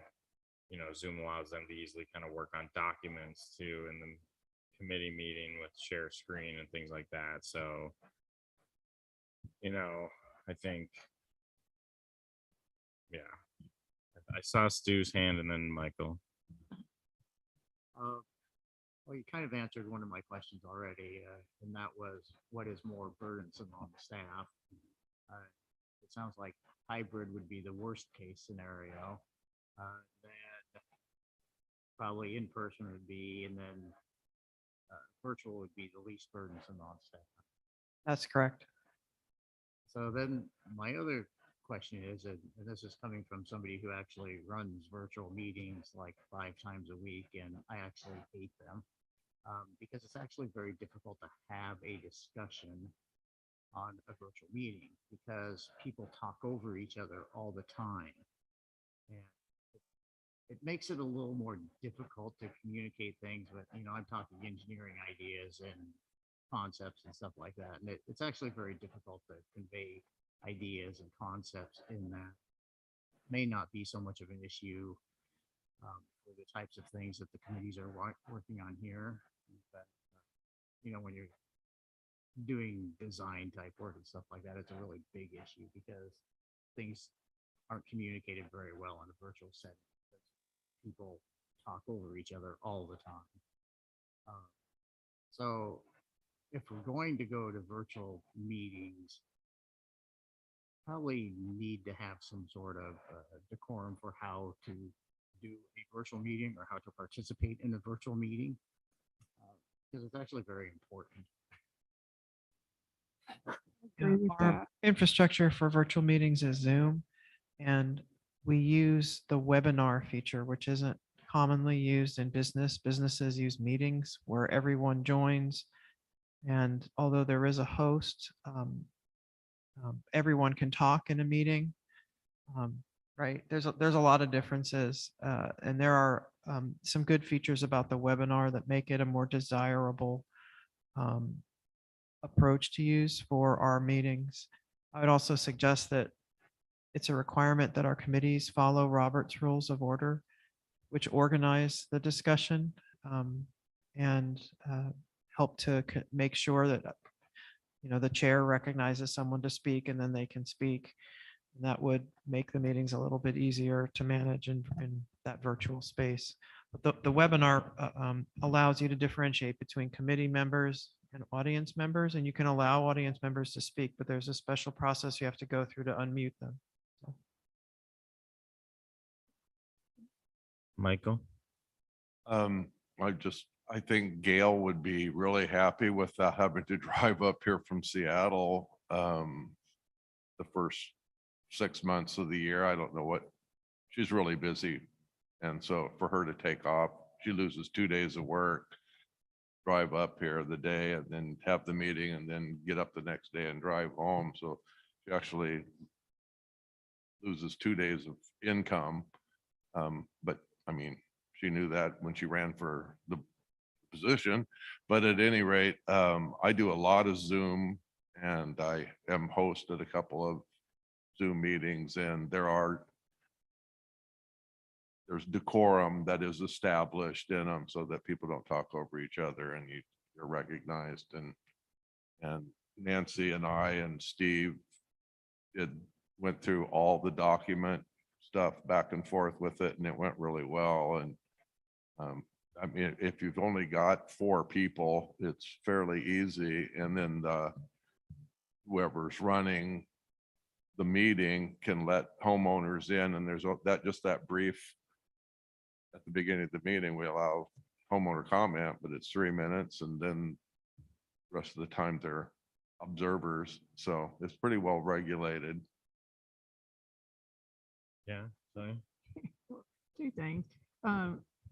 Speaking to that, we either could have the document review committee. There are Robert's rules for remote meetings that the document review committee could review them and just put them forward easily if this is what we decided to do, or we can have staff do it, whatever everybody wants to do. And that being said, I had a question though. I just want to confirm that. So just because we pass this doesn't mean that all the committees have to meet remotely, correct? And that's something that you guys will make a decision with the chair, the president, and Joanne, correct? Or the GM, however. And Is that right? Yeah, number 7 in the therefore statement, basically, yeah, it has me, Joanne, and that committee chair basically trying to making those determinations together on whether we have it Zoom or in person. I mean, I think ideally it would be good to just commit to one approach of remote meetings with our committees. But So what if the committee, let's say that most of their meetings are remote, but they want to have a special meeting in person, and then they would come to you guys and make that Sure. discussion? I don't know, just try. or if the committee felt like they wanted to really meet in person, we'd have to figure out a process for recording those. Which, when I first got on the board, was I had to like somehow get to the office either like the day of that meeting or like the day before, and then get this camera and then bring it with, and then I had to like set it all up and record and not mess all that up, get it all back to John, who then like processed and stuff the video to get on YouTube. So there might be some equipment we could consider purchasing in the future that would allow easier use of that, or a room that could be outfitted to have actual camera of some sort that is easy to utilize. So, but in the meantime, I think this is a pretty viable approach to kind of streamlining the process.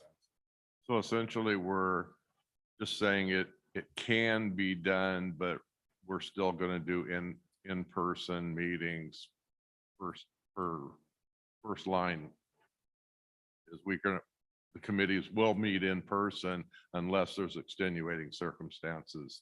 No, this allows the committee to the committee chair, me and Joanne, to determine that.